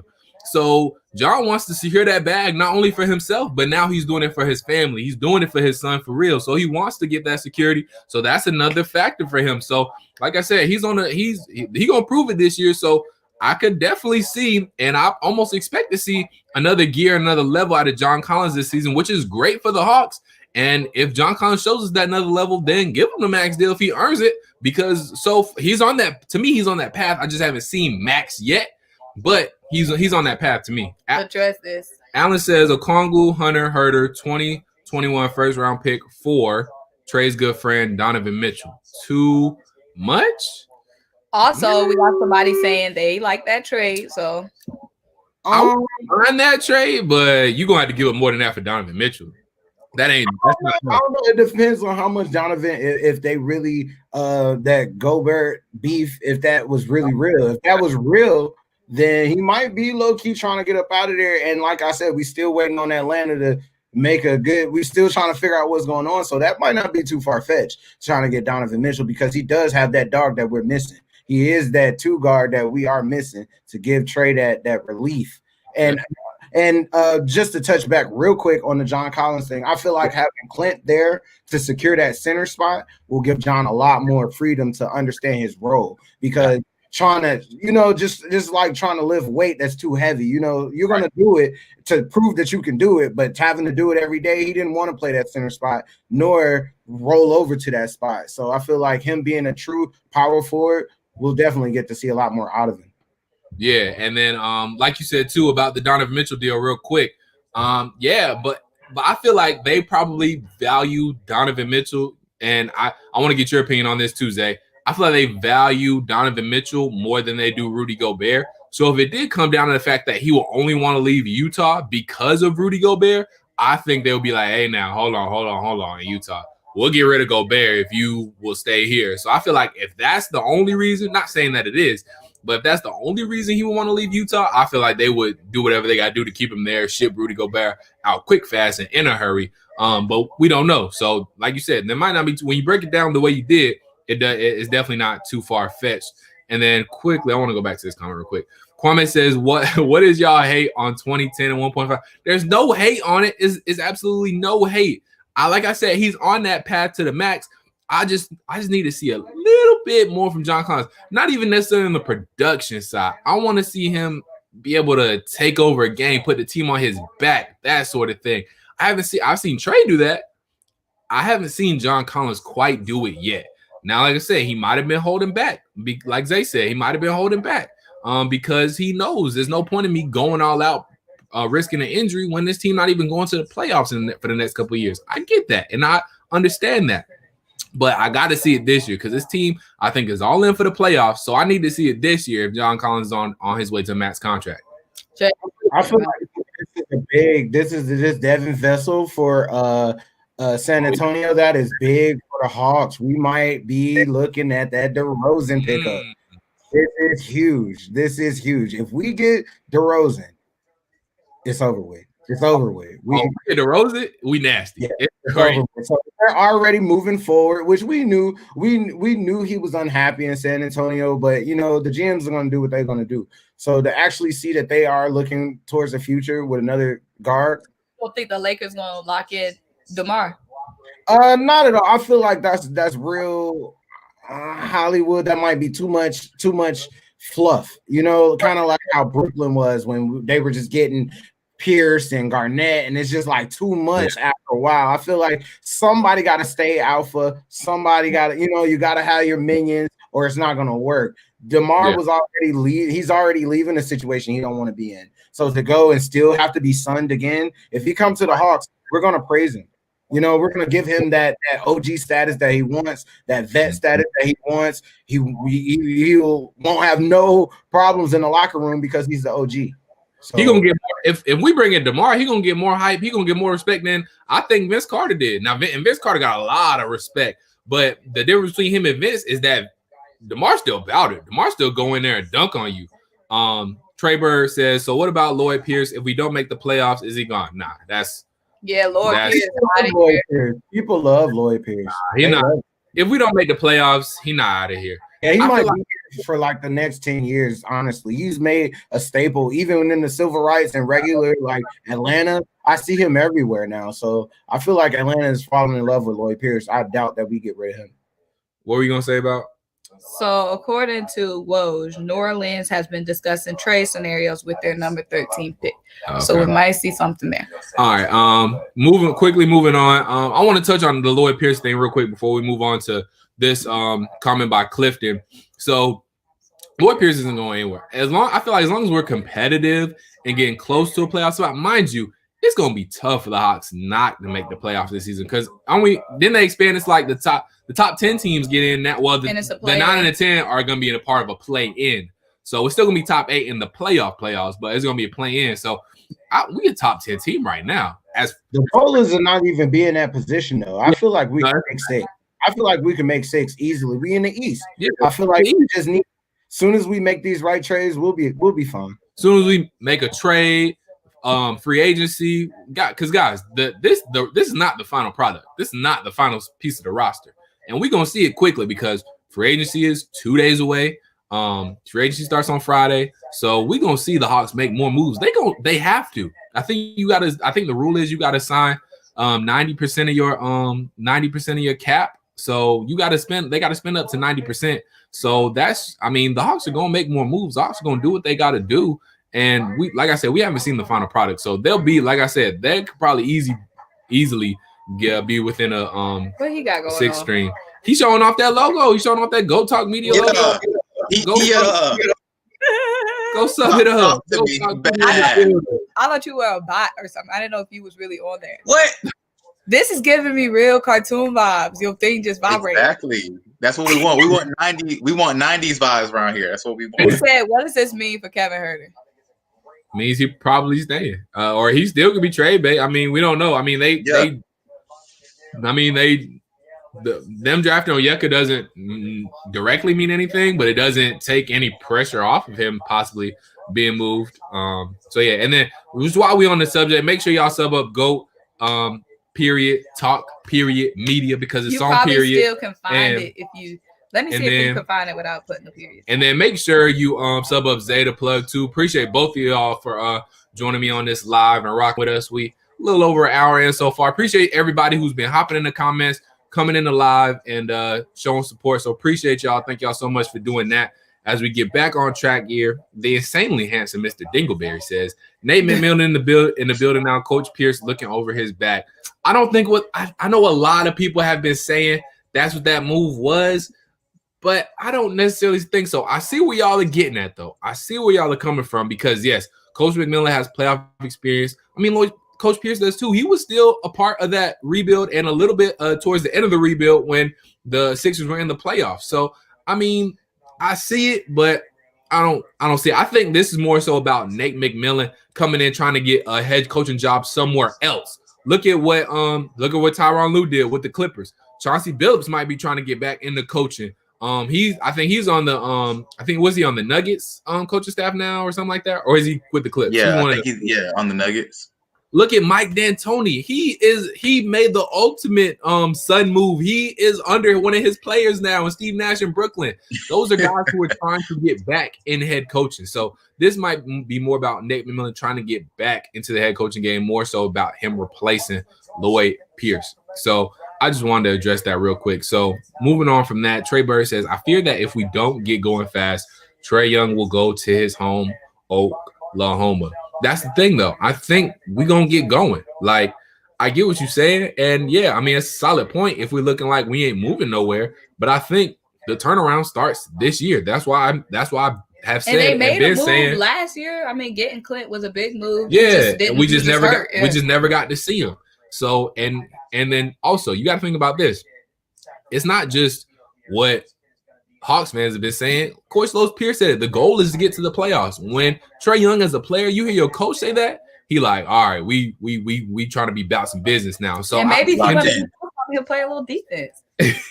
Trey. I mean, that's a good point too. While jokingly saying that's a good point too. Trey got some room for improvement too. So if everybody's doing their job, trying to get in the lab and get better, then we'll be okay. Travis Schlenk has done what he's had to do as a GM so far and get this team turned around as quickly as possible. Because I mean, it's been Trae Young just got done with his second season. John Collins just got done with his third season. John Collins was the first pick. I was telling Zay earlier, John Collins was the first pick of this true rebuild. So it's really only been 3 seasons that we've been bad. So Travis Schlenk turn us around quick and get us talking about playoffs again just in under 3 seasons, I think is doing a pretty good job. So I think Trae has seen the movement. He's seen us making moves. He's heard it from Coach Lloyd Pierce. I don't think we have to worry about him going anywhere simply because of the fact that I think we're going in the right direction, and we'll keep proving that this year. Gabe Mendoza, appreciate you hopping on the live. He says, "Nah, we'll give Trae You a like max you got contract." something to say, Zay. What you got? Yeah, we're gonna give Trae a max. Zay, yeah, what you got to say, Zay? Scratch your ear. I know what that means. Zay thinking, boy. He thinking. I always talk about Trae not being loyal to us just because he already, as a rookie, kind of like Dennis Schroeder, he already came in with that I'm the man attitude, but he think he cute. Go on, I hate that we're so desperate that we gotta accept it. You know what I'm saying? So hopefully, like you say, we get it going, but that's why I say we need to double down on John. Yeah, I like that. That's what you say. Goat Talk. Also, real quick, I tried to search you up, couldn't find you. Is it on the Rick Allen? It's Goat Talk Show. Goat Talk Show. Okay. Let me pose a question. What free agent do you guys think y'all should target? Not trade, but a free agent target. Good question. I'm gonna let y'all go first. Yeah, we heard enough. I like Jeremy Grant. Well, actually, let me take that back. I don't like that now because of who we just drafted. So that doesn't make sense. I wouldn't be surprised if we did do Rondo. Just because of a veteran, he has championship experience, bring him on the team. He can have, he can develop guys with him. And that's why I also like Nate McMillan, because they're also team developers, especially Nate McMillan has had a lot of centers or big men that he's helped develop into perennial players. Roy Hibbert, Miles Turner, players like that. But yeah, I wouldn't mind seeing them going for Rondo just as a defensive player and a key veteran. I got Rondo, obviously veteran presence and the championship wisdom.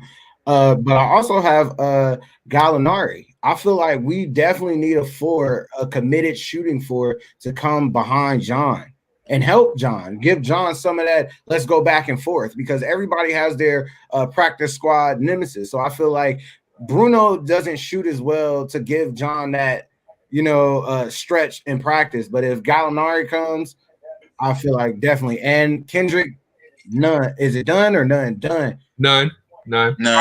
From Chicago, yeah. If we can get from Chicago, he in Miami. Chris Dunn. Chris Dunn. You talking about Chris Dunn? Yeah. You're talking about two players, emerged them in the but yeah, I feel like definitely we need Goodwin to fight for his spot. I love Goodwin. Anybody that's a hometown, I definitely talk about dog.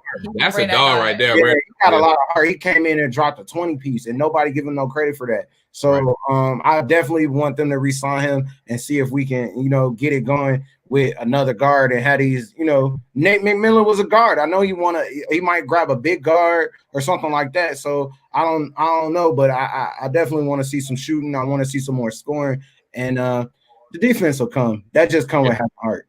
Yeah, exactly. That comes with heart. That comes with effort. And then once this team, I think, starts showing that they're going to be competitive and then getting in that playoff race, that defense will tighten up. So that does come with, and that comes with experience too. That comes with time. The heart and soul of this team is still very young. So that's going to come with experience as well. We saw the insanely handsome Mr. Dingleberry says, I heard we targeted Gallinari. We touched on that.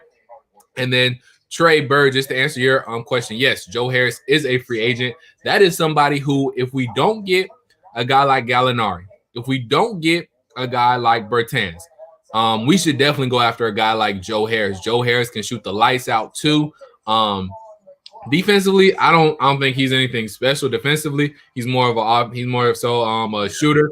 But still a good knockdown player, good knockdown shooter for Trae Young to kick it out to. Still a playmaker, somebody who could take pressure off of Trae Young, which is a guy like that on the wing who we all kind of been looking for. Gallinari, Antonio Stark says, is a perfect pickup. Yeah, Gallinari, I think, would fit the mold pretty good. I mean, he can create his own shot. He's a shooter, and he would fit right in the mold too, especially if we wanted to, if we end up keeping Onyeka and we go with that bigger lineup, he could be a part of that bigger lineup, still allowing us to space the floor out, knock down some shots. So, yeah, I think Gallinari would fit in with this team a couple of different ways as well. So, I mean, there's just a lot of ways we can go, y'all. Gallinari, Bertans, Joe Harris, Jeremy Grant. There's a lot of different things we could do in free agency. So keep commenting what y'all think the Atlanta Hawks should do or who they should sign in free agency. Alan Brooks says Goodwin is underrated. He has heart and can play a dog. Just got to show faith in him. That's a big fact. Like you said, any dude who came in and straight earned they spot like Trae Brandon out Goodwin. That game? Yeah, Trae Young. Yeah, game. He took the spot. He took the time. And Goodwin came in, put the team on his back, and said, "We win it on my book." Period. So Goodwin came in. He's that dog type of player that we need. He kind of reminds me of like a kind of a little bit of a Marcus Smart type of player too. He just got heart. He can knock down shots. He's a little bit quicker though. I think he's a little bit better of an athlete than Marcus Smart is. Can get to the rim pretty much at will. So yeah, Goodwin is a dog, a nice little glue piece for us, and I think he'll end up being the backup point guard of the future once we once he gets a little bit more developed, because he's still very raw. So once he gets a little more development, maybe if we bring a guy like Rondo in, that'll help a guy like Goodwin too really get in his bag and help him out. So a Rondo free agent signing would be really good too on that, and just for all the guards that we have right now in the ATL. So just to kind of reset here, we know the Atlanta Hawks, if y'all are just tuning in, they have drafted Onyeka Onkongwu. So do y'all think, let us know in the comments, will they trade him? Are they going to keep him? Free agent wise, who do you think we're going to sign? Are we going to go after a Rondo? Are we going to go after Danilo Gallinari? Are we going to go after Joe Harris? Who are we going to go after? Now, too, you got to think, we probably ain't just signing one dude. We're probably going to sign at least 2, maybe even 3 dudes, depending on what kind of deals we figure out with them. So drop y'all thoughts and drop y'all comments down here below.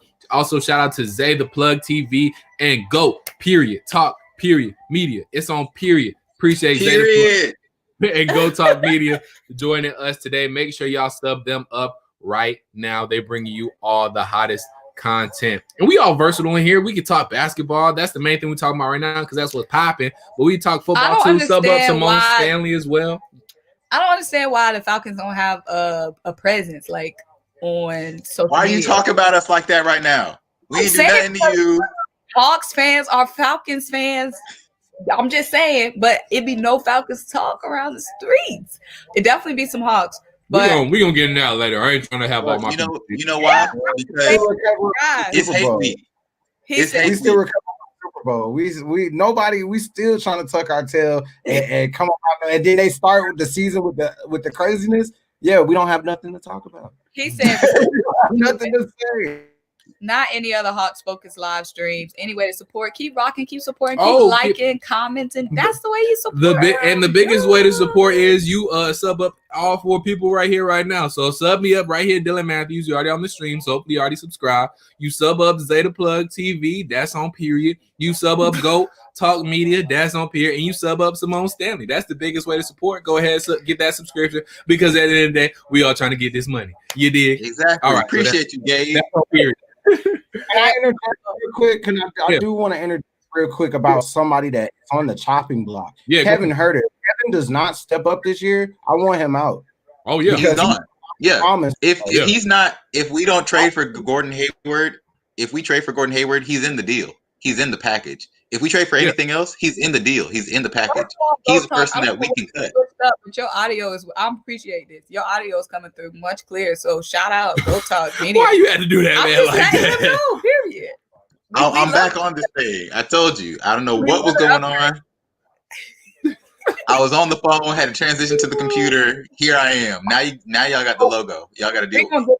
Herter in 1 second, Zay, but let's catch up on these comments, then we'll get to Herter. So Bogdan is entering free agency. He's hold on before we keep going through that. Bogdanovich, the one coming out of Sacramento, he's a restricted free agent. So the Kings can match any deal for Bogdanovich, and they match, he's going to stay in Sacramento. But if they don't match, then he goes to whatever team is trying to sign to that deal. So he's a restricted. So the Kings still have control whether they want to match or not. Whatever deal another team offers him is up to the Kings.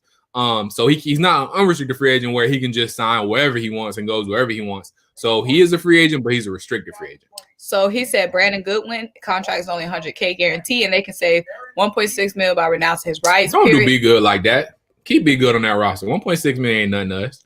What's a little 1.6? What's a little 1.6 to like a 50 mil that we got? Antonio said, great pick for the Hawks. Just want to let you know, guys, I'm a Hawks fan from the Bronx and love you guys, period. Appreciate you, the insanely handsome Mr. That's Dingleberry. different.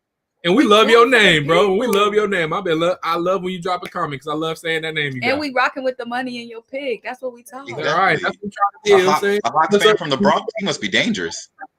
He said some stuff so we can get close to that money you posting, big dog. He said she trying to make us mad on a nice Wednesday, bringing up the Falcons. Exactly. You know, hate week this week, so we on edge about the Falcons. Why does that make y'all mad? We on hate week. We on hate week. He said Matt Ryan has to go. Bro. Don't get me. I'm not responding. Antonio, I got you later. Got you later. Zay, go ahead and say what you want to say about Herter because it's been some mixed reactions about that. On top of that, we just seen Boston take a forward, so we probably will be getting that Gordon Hayward deal because Smith. So we might be getting Gordon Hayward, but yeah, Kevin had a lot of problems. They were trying to compare him to Clay and saying he was gonna have a lot of shooting, but every time I see him with the ball, he doesn't seem like he's confident. He seems like he's waiting on permission from somebody else. He's looking over, should I shoot it? Should I not? Now, when he is being aggressive, he knocking them down. But he doesn't have going against guards like Tyler Hero. Come on, man. You gotta be our red velvet for real. You can't be out there with the name and you're not smooth like the velvet. You being a liability. So if you're not gonna shoot, stretch them long arms out and help us out. Other than that, if you don't show us nothing this year, I want to see you gone. That's a big old fact. You said it beautifully. Kevin Herter has all the talent. He showed it. You just got to be more aggressive. And Coach Pierce has said it. We have to be more aggressive. I got breaking news. What's up? So Minnesota is acquiring Oklahoma City's Ricky Rubio, the 25th and 28th picks for a package that includes the number 17 pick. I thought you was about to break some Hawks news. We got other people in here. He said he's a Mavs fan. Okay, we got other people in here that need to know the news. Well, there you go. Thank you for dropping that news, Symone. So, but yeah, to Minnesota fans in here, ain't no way. We got a fan. He said, "I've got nothing but love for the Hawks. We got our guy, and you got yours." That's a fact. That's a fact, Dylan. See, a person named with the name Dylan, even though you spelled it a little differently, it's okay. We can coexist. You came in here with some Magic Johnson. Thank you, Dylan. Thank you for coming here with some sense about the Trae and Luka thing. We got our guy, y'all got yours, so it's all good. But going quickly back to Kevin Herter, I think that he has to be more aggressive, like Zay said. He's shown that he can be knocked down. He's shown he's got offensive talent, and Coach Pierce said it all last year. Kevin has to be more aggressive. Kevin has to be more aggressive. Kevin has to be more aggressive. He was saying that about half the season. That's why I was saying I think this year, go ahead and let Cam Reddish start. Put him in Kevin's spot. Let Kevin come off the bench. Put Kevin in more of that scoring role. That way he ain't got to worry about trying to step on Trae's toes. Because like you said, Zay, it look like he's in there worried about stepping on toes, worried about taking shots from somebody else. Kevin, when you go in the game, you worry about scoring. We're going to run the offense through you. I think that's how Coach Pierce needs to look at it. Make him our bona fide sixth man. I think if Coach Pierce tries that out this season, we might get a little bit more out of Kevin Herter. Rick, what you think? Definitely 100%. Like he hasn't shown me anything that says, hey, put this man in a starting lineup. And that's just 100%. And to that point of him playing with Trae Young, Trae needs to have somebody that's not, like you said, gonna step on his toes or feel like, he has to be put in the box because Trae Young's gonna go out and score 30-something points a game. Trae Young's gonna do what Trae Young does, but he needs to figure out his identity as a shooting guard and as a scorer because he can't play defense. So he has to figure out his identity as a shooting guard and a scorer. I think his best outlet would be that sixth man, to come off the bench, that wing that we put in when we got, when Trae Young's out and we don't have like a scorer, quote unquote, in the game. That's what Kevin Herter is, and that's what he needs to go ahead and self-identify himself as. So we got mixed reactions. Antonio is saying, please don't give up on Herter. But Orange Juice is saying he agree 100%. We try not to give up on that, man. We just saying he got to be aggressive. We know Red Velvet can do it. We don't see Red Velvet in some games. Exactly. Carrot cake. We done seen carrot cake. Be smooth with it. We just got to see it. He got to do it more. He got to be aggressive. That's what I'm saying. You make him the 6th man. Coach Lloyd Pierce need to tell Kevin Herter this. How we do that, Gabe? Now, son, we don't know how to do that. Now, son, he need to say this. Now, son, I'm gonna make you 6th man this year. Cam Reddish gonna start your spot because I need you to go out there and be aggressive. You go out there when I put you on that court. You go out there and you get yours. Don't worry about anybody else, but you go out there and get yours. Coach need to go in there and tell him that. He tell him that, and he could just go in there and play free and not worry about who this, that, and the third doing. Then I think he'll be fine. I ain't gonna give up on him, but he can't be going in there, being too nice. Go in there and get your points too, Kevin. You trying to make your money too. Go in there and make it. All folks been sub. That's what we love, period. Appreciate that, Gabe. Were you able to find Go Talk? Let me know if you're able to find Go Talk. Appreciate your subs. Rocking with us. Zay, of course, rocking with us for the first time. But, of course, he's going to come back because he's bringing in that inside scoop. So he said Herter is easily replaceable. That's his problem. That's a fact. Off the bench is perfect for Herter. Yeah. He said, should we go for Hayward? We got some new people probably in here. Philkiko Don't Smith. jack up his name. Just call him Mr. Smith. Mr. Smith, I appreciate you hopping in the live, sir, and appreciate you joining us tonight. I don't know how a lot of money from him, man. That's pretty good, man. Gordon, because I know what he can do. I know what he could be. It's just I don't know if he still can do that. I just don't know if he's capable. Like I seen what he was. Gordon Hayward was nasty them last couple of years in Utah. He made Utah relevant again. It started with him, but I just don't know if he got that in him anymore. After that injury, I don't know if he was the same. And in Boston too, like if he came back the same, he just wasn't assertive enough. And I don't need just a bigger, more older Kevin Hayward. I need you to be assertive. I need you to come in here and not be scared and help us out. So I just don't know. I'm not sure. How y'all feel about Hayward? I wanted Kevin Hayward before he went to the Celtics. Right. when we were trying to figure out where he was going before he got that injury, I wanted him then. We needed him then. Backward shooter. We needed him then. So now I don't want the sloppy seconds. We need to stick with the wings we used to, and we know what we're gonna get from. Ray, what you think? I think that I would like Gordon Hayward only because he needs. I'd like Gordon Hayward only because I felt like he never had a chance to exactly have a team to play on, if that makes sense. Like he was with Boston, but that first season he immediately hurt himself. Literally the first game he was out. Like it was like the 4, 5, 7 minutes, wasn't it? Yeah. The first like 5 minutes, he was gone. His money meant nothing. The offseason meant nothing. So, and then to come back, okay, now you have Jaylen Brown on your back. Now you got Kyrie Irving on your back. Now you got Jason Tatum on your back.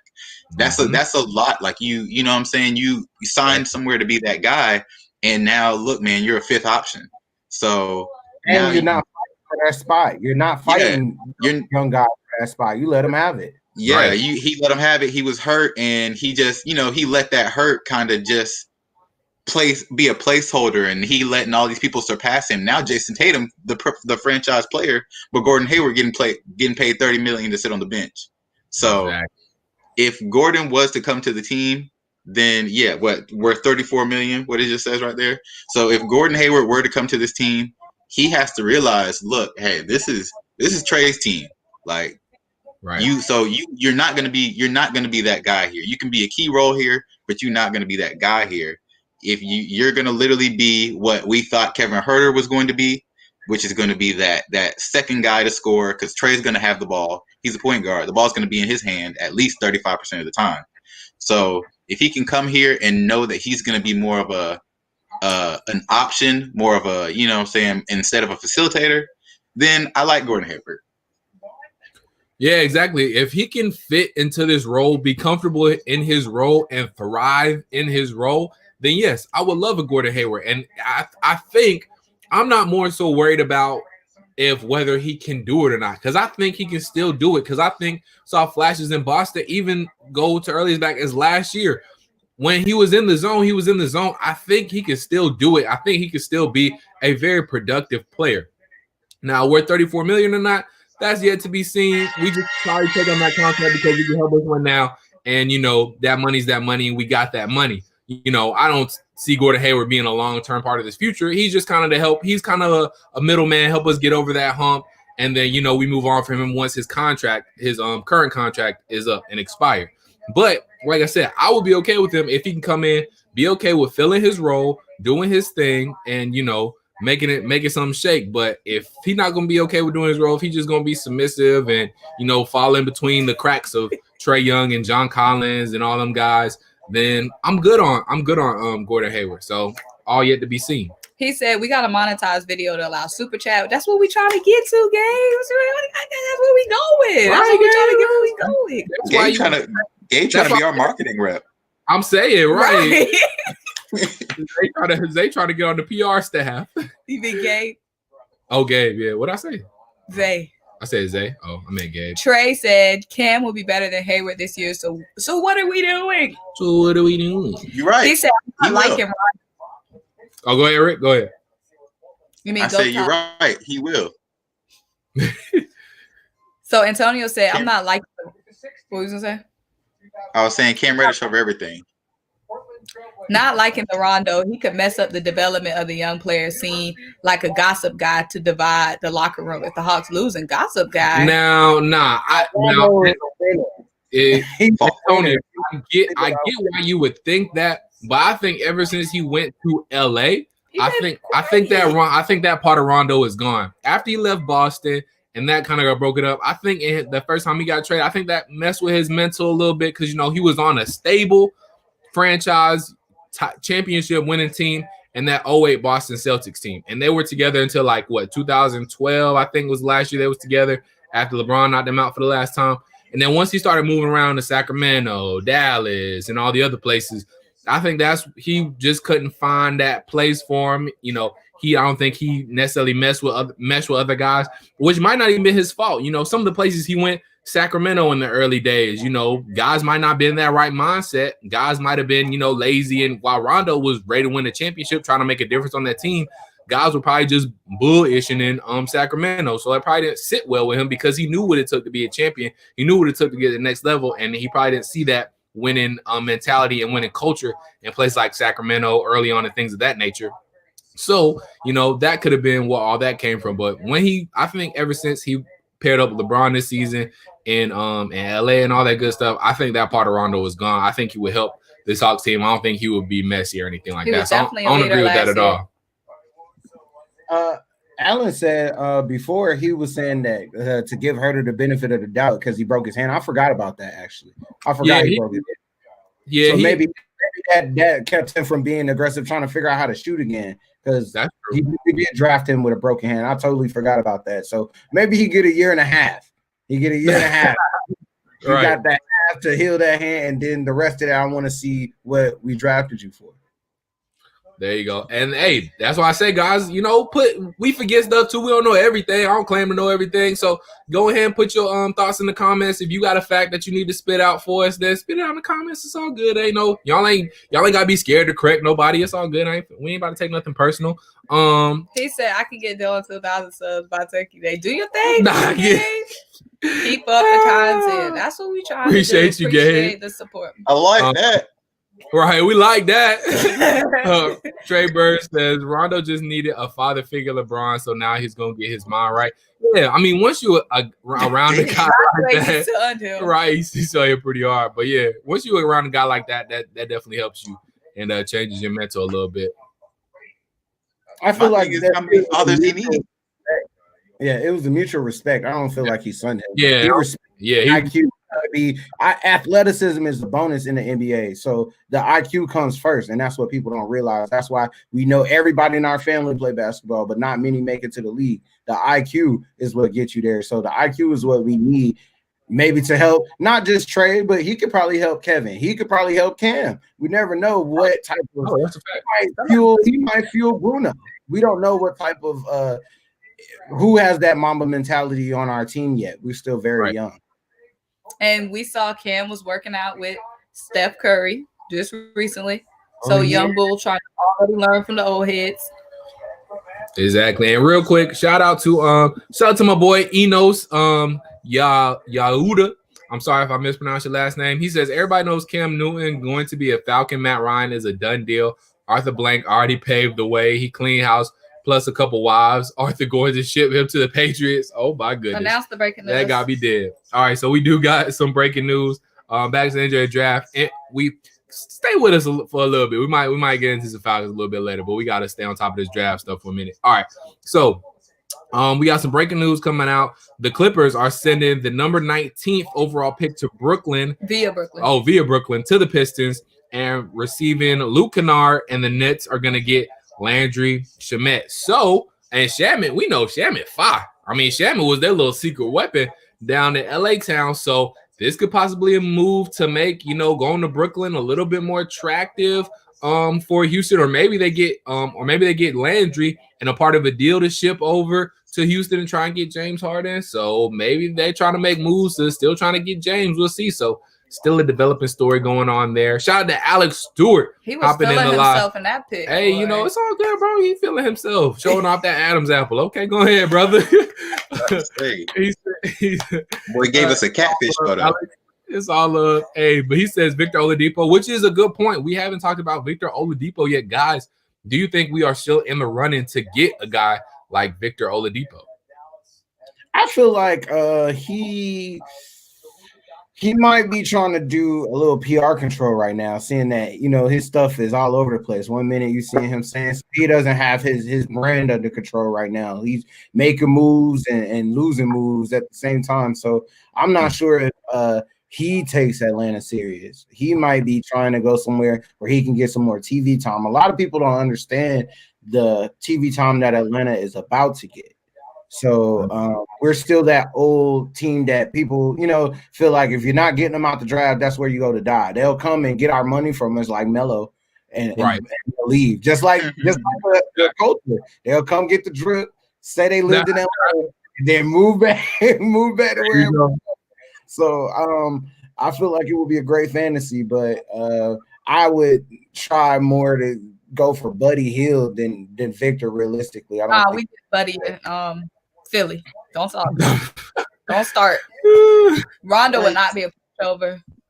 He said Rondo would have a dominant mentality. He did have a dominant mentality. Yeah, with the Lakers. He took over some games in LA. So Rondo's one of them dudes. He mentally tough enough. He's gonna do his thing. Like no matter what, Rondo gonna do Rondo no matter what team he's on. Period. Yeah. But real quick, back quick to Victor Oladipo. Rick, we didn't get your take on Victor. So go talk. How do you feel about Victor getting traded to the Hawks? Just like Zay said, like he's doing a whole bunch of PR control. Like yesterday, he didn't want to be with the team. Today, he does. Like it's a whole bunch of that. And if that's the case, then I wouldn't want that person for the locker room. Just in one aspect. Like I don't want somebody that's halfway in. You know what I'm saying? I want them to fully commit if they're gonna come to the Hawks because the Hawks is a commitment. It's not going. You play for this team and we gonna be the top 3 seed. No, we're not. Like we're top 5. We're top 5, top 6 at best. So if we get Victor Oladipo, which we're gonna have to trade for, we're gonna have to give a lot up for him. And I don't think that we're in that stage where we have a lot to give up and say we do get Victor Oladipo. I think we'll still be the same. Like I don't think he's a pickup that we could get that'll be like, oh, okay, this is gonna put us from like 6 or 7 wherever we're at now to a top 3, top 4 seed. Right. I don't think Victor Oladipo will do that for us. Yeah, he is a great player. I'm not gonna denounce him. I don't know about that, man. He got that Russell. He come from that Russell cloth. And anybody that spends time with Russell, you see what happened to Dennis Schroeder. He's in LA. Anybody that come out to Russell, trust me, they got that. They got that dog we're looking for. Yeah, Russell don't play that. He don't make no babies. Like he don't make no punks. So if you had to come behind Russell, we need that. So I wouldn't say we don't need Victor Oladipo. I'm just saying the PR is a little looking hot right now for you.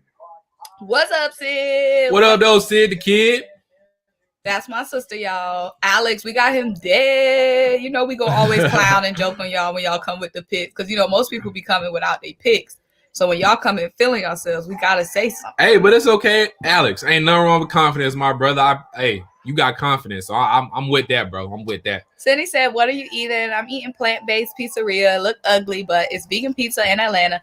For all of you Atlanta people in the chat, check out Plant-Based Pizzeria by Ponce, Black-owned business. Power to the people. That's what I'm eating.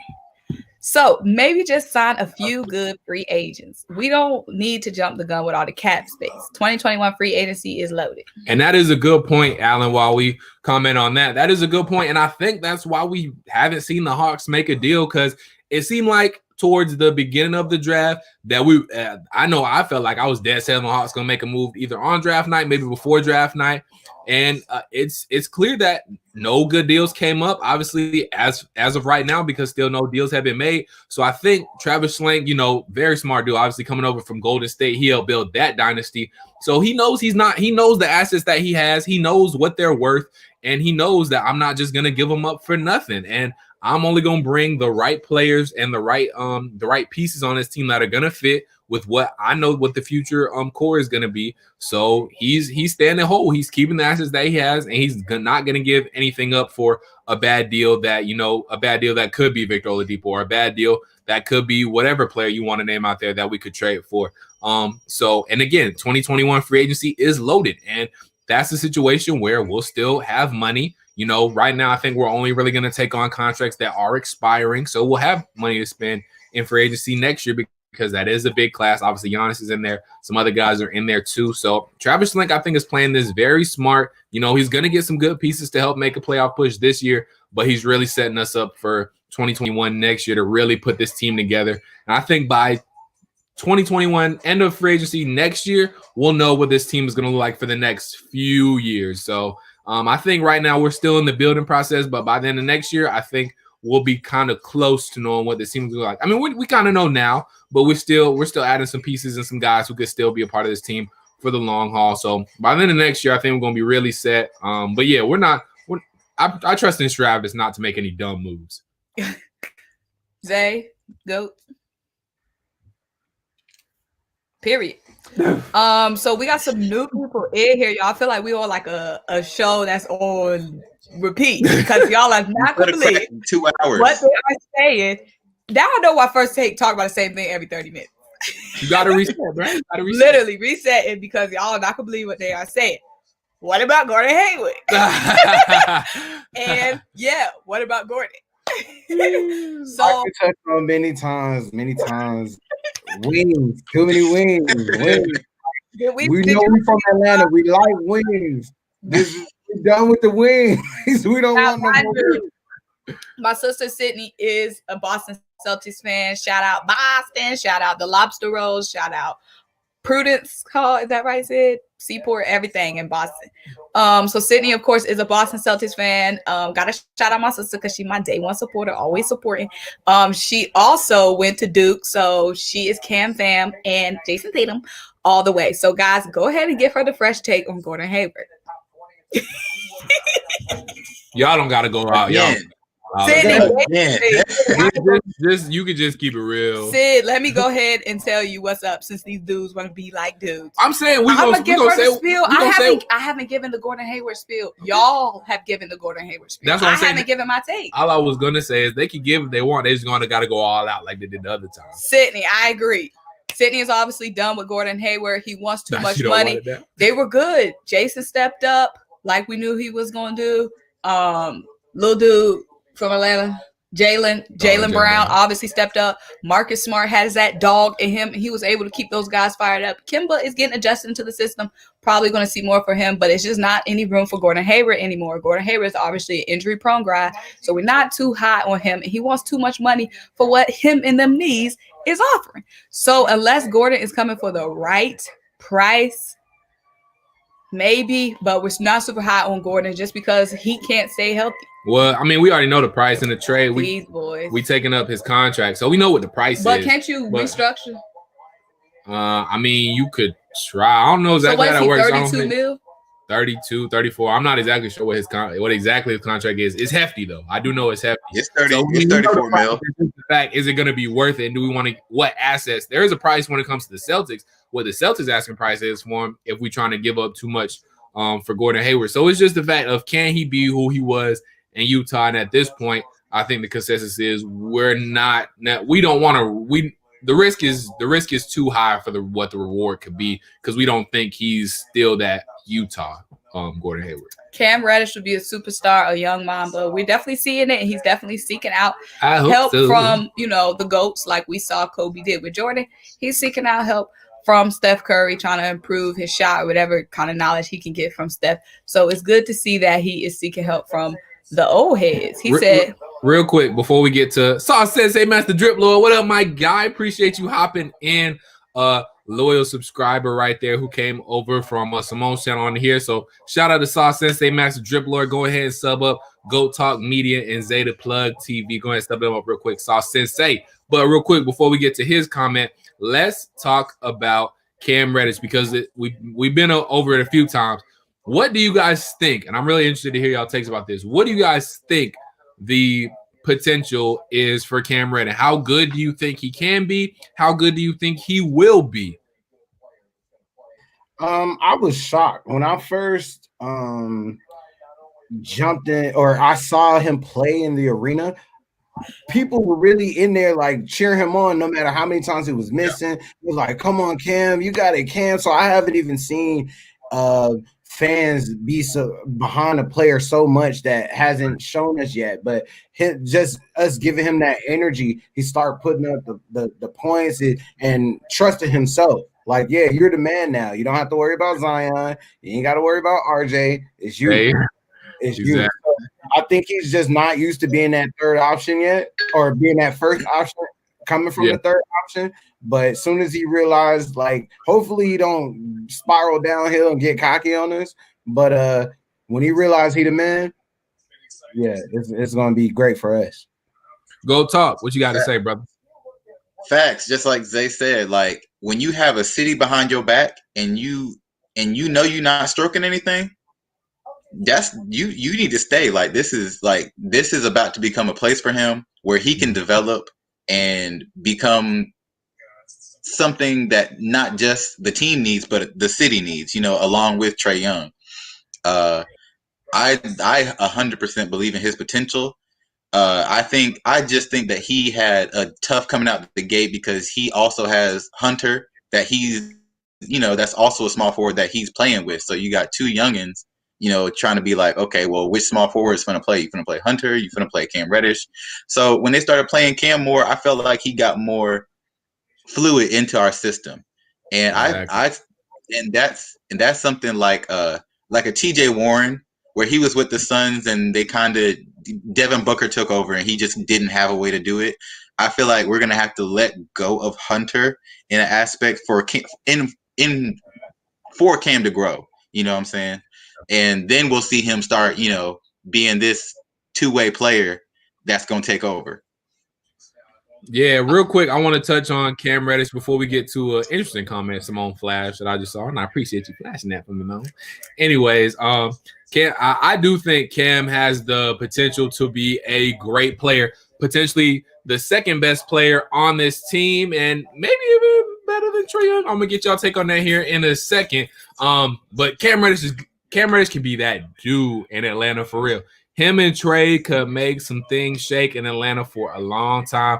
I mean, before COVID hit and all that stuff, the draft party for Cam, I mean, them folks was there. And like when they took, when Washington took Amuchimara, and when they took him, and then when everybody knew it was going to Cam, they started cheering. That place was going crazy. Like y'all both said, I've never seen a city so behind a player.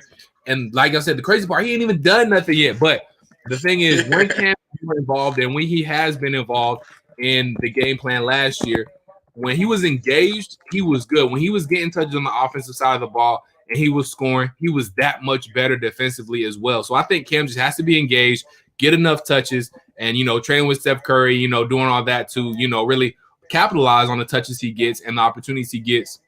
I think it's going to make him 10 times better. So Cam to me, the sky's the limit for him. All right, let me go through some of these comments. So Sean said, I believe folks sleeping on this pick. He raw, but I see superstar potential. We about to get to this one in a minute because this one's interesting. That is Sid said, Cam fam, yes. Sean, I like the pick, just upset they passed on Obi. Sydney said, all this Cam superstardom is because he's a Blue Devil. We already know you biased. Cam Reddish will be a top 5 player in a few years. Cam has superstar written all over him. That's where those undeserved fans come from. I don't understand that. I don't get that, Sid. Elaborate. Sid. I believe this guy will be better, and Obi plays no defense, which we need in the worst way. That's fair. I said, sub me up. And I also said sub up XaThaPlug and Go Talk Show. Play Cam at the 2, Hunter at the 3, put Red Velvet on the bench. Ooh. He said Cam came in hesitant. Second half of the season, he played great. I think he could start at the 2. Honestly, his potential is what he makes it. Confidence. We are behind him.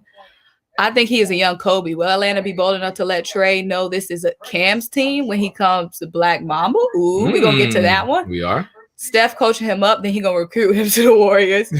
He said Cam Reddish is why so messy. Cam Reddish is why we didn't go after Anthony Edwards. No cap. I really think Victor would be a steal. We're not going to have to give up a lot. Maybe a lemon pepper Lou plate, but not maybe a lemon pepper Lou plate. She ain't wildin', but she said Duke fans are supporting him in Atlanta. That's why he has so many fans in Atlanta, even though he hasn't done anything. Okay, whatever. But we know you love Duke, but we're about to go back to this one. Hold on. Before we get to, I'm about to go back to this one. No. I want to go that one real quick. Let's go that one real quick because that one's gonna take long. I believe folks sleeping on this pick. He raw, but man, I see superstar potential. Okay, so do y'all think real quick Onyeka Onkongwu? That's who the Falcons draft. I mean, not the Falcons. Wow. The Hawks drafted. Get it straight. Yep. Right. Yep. You said right, the Falcons. Do you think this guy does have superstar potential? Zay and Rick, I just want to get y'all quick takes on that. Do y'all think this man could be a star? I mean, the film looks good. Highlights look good. Do y'all think it's going to translate? Yeah, I feel like you don't have no choice as a big man. You don't have no choice as a big man the way it's going. Like the way people can stretch the floor and the way people are just elevating their game, you don't have no choice. So it's either that or you out. So I feel like he's definitely going to be a star. We are the new Atlanta. So like I keep elaborating to, the TV time is a new Atlanta. It's going to be different. There's social media, stars can be seen everywhere. Right. So people are going to watch these games. People are going to know if you develop soon. And Trae has already stated, I want to win now. Right. So he don't have a choice. Facts. Rick, what do you think? Go Talk. Like he said, he's that stretch center for us that like we're gonna eventually need, because I don't think that we're gonna keep Clint for a long time. So I would believe that we picked him for a reason. You know what I'm saying? Right. Like I know we did get Clint, and we haven't exactly seen how he's played out and stuff like that. But right. if we're speaking in terms of how the league is transitioning into stretch forward, stretch big men that can also pass the ball, shoot the ball, he's excellent at that. Like he is the best center of the draft at that. Like that's right. And so if we're speaking on him being not like 2 years, 3 years, because as a big man, it's harder for big men to get adjusted into the league just because of the different dimensions of a big man now. So right. I think give him 3-4 years, he'll show us signs of he's progressing, he's getting there, and he's gonna be a guy that's dangerous. Okay, let's talk about this. This team built like the Thunder back in the day. I see it already. He's talking about Russ, KD, Harden, Big Baby. Nope. Who the Big Baby? I don't agree to that. I don't agree. What? Them boys One got a KD unicorn on our team. Cam's gonna be 5, but he ain't KD just because of the height alone. And then, you know, he just ain't here. You don't have the straight up skill set KD guy. So Thunder back in the day, Sean, you know I rock with you, my guy, but who's the KD? And Trae not a Russell to me. Russell more of an explosive type dude, and Russell can't shoot like Trae. Trae out shooting Russell now. So I don't necessarily agree with that comparison. You know, he just hype. He just hype his draft night. So, hey, I'm feeling too, the team. bro. He fill up the squad. Really excited. Got my mama in here. What's up, mama? All right, y'all. Be What careful now. up? Now let me warn y'all. We got Mrs. Stanley. Let me warn y'all. My mama, she don't hold her tongue, okay? So don't come sideways. And my mama, OG, okay? She been watching NBA ball since y'all was in diapers, probably period. And she quick with the comebacks too, y'all. So say that Bessie. She quick with the comebacks. She said, "You don't evolve into a black mama. Mamas are born, not developed. That's period, mama." That's a fact. That's a fact. That's what I keep trying to say. In my opinion, I do. He gets a jumper. It's a deal done. So they're talking about superstar is a stretch, but I think he could be a star. Does the toe injury scare you? I mean, if handled right, no. I mean, I think, you know, if any injury, you don't bring him back too soon. You let it fully heal. You know, guys have been through toe injuries. He could have a worse injury, so I think he's going to be fine. It does concern you a little bit, but as long as the Hawks handle it right, and they can, y'all, we not about to rush him to come back. We talked about it earlier in the live. We got plenty of big dudes. We got Clint. We got Bruno. We got Dwayne Dedman's still on the team, right? We got Dwayne Dedman. We got Jones. So we got plenty of bigs. So we ain't got to rush him back. So I'm not too concerned about that. He says, Sean says, not the same players, just loaded with young talent like the Thunder. Okay. In that regard, I definitely agree with you, Sean. You know, we got Trae Young, we got John Collins, we got Cam Reddish. Hopefully Kevin Huerter, you know, with some adjustments, maybe even coming off the bench, changing up his role. You know, yes, I definitely agree. We are loaded with young talent. We just hopefully can keep most of it. Hopefully, I mean, love to keep all of it together, but hopefully we can at least keep most of it together and keep it together for the years to come. So I want to pose one question real quick before we, you know, move on from Cam Reddish real quick. Do y'all think Cam could be better than Trae? Of course. When you made that video, I could give it multiple thumbs up. I was like, yeah, he's bigger, longer. It just makes sense. It just makes sense. Even unless he could grow, that would be the only reason. So if he develops everything that Trae can do, Trae is already if he couldn't score at a rapid pace, he'd be a liability to us. A huge one at that. So I try not to overly commit because you see how they did Isaiah Thomas. When it comes to short guys, right, the NBA treats them like running backs. So you got to be careful with that. Go talk. What you think? Can Cam be better than Trae? Definitely. I think Cam, he brings a two-dimensional side of playing. In regards to Trae is more one-dimensional. He's offensive. Like, you know, Trae's going to shoot at the end of the day. But you give like Cam Reddish actual playing time, he's going to give you those 20 points a game, those maybe 6 to 7.5 assists, maybe 7 to 8 rebounds a game, just because of how he's physically gifted. Like he's a stretch. Like, that man is a rubber band man. Like, if we're being realistic, like, he can go up and get it, he can go up and pass it and assist it. He has all the dimensions that are gonna make him eventually a superstar in regards to being everything, being a part of every touching offense, defense, free throws, touching 3-point, touching steals. Like, he's gonna be that kind of facilitator that's eventually gonna take over a team. Yeah, no, fact. I agree. And I like the first of all, Alan said this topic has been brought up, but how do you all think Capella and Collins work together? I know Collins can hit the three, but him and Trae, great with pick and roll. Where might that leave Capella? Before we touch on that, I want to just finish out this Cam thought real quick, this Cam discussion. Broderick Dedman says yes on defense alone, and that's really the biggest thing for me. Like y'all were touching on, Cam not only has the scoring capability, and that'll definitely come, but he has the size, and then he has that defensive talent as well. Cam can be a lockdown defender. He could potentially be at least the second, because DeAndre Hunter is already a pretty good defender. But he might be able to even be the best defender on this team here quick. But Yeah, Cam can just off of his defense alone would make him better than Trae Young, because if he can start scoring like Trae, and if he plays defense like how we know he can play defense, he'll already be better than Trae. I think it just kind of come scoring and getting the confidence on the offensive end, and that defense will come, because I think that's just God-given talent right there. So I definitely think Cam can be better than Trae just off of his defense alone. So real quick, guys, let's get to this topic of Clint Capella and John Collins, how they work together. We know Trae and John, they got the chemistry that's there. They buzzed. They played in the ABL together. Shout out to the ABL. So we know they got that chemistry. But how will Clint Capella fit in this mix? How do y'all think that's going to work? I mean, I think it'll work. We know the way that Houston played, and we don't play exactly like Houston. There was, complaints of Westbrook and Harden saying he was just in the way. He was just clogging up the lane. He was just in the way. Do y'all think that same thing will happen here, or y'all think we're going to figure it out with Clint?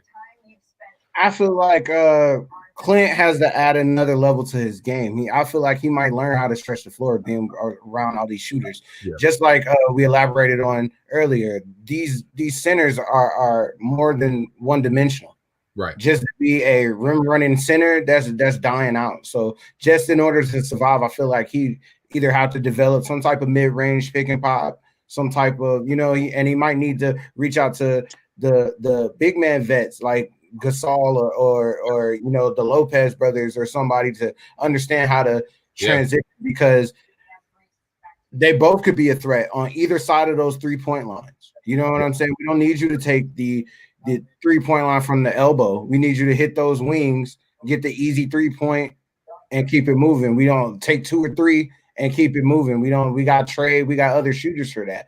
But if you can just at least pump fake or give us some type of spacing, that'll be excellent for what we need. Go Tom. Yeah, if he could, he doesn't even have to score for me.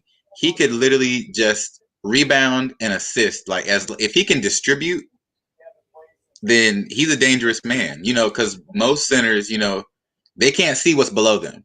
That's what you can't see what's below you. You know what I'm saying?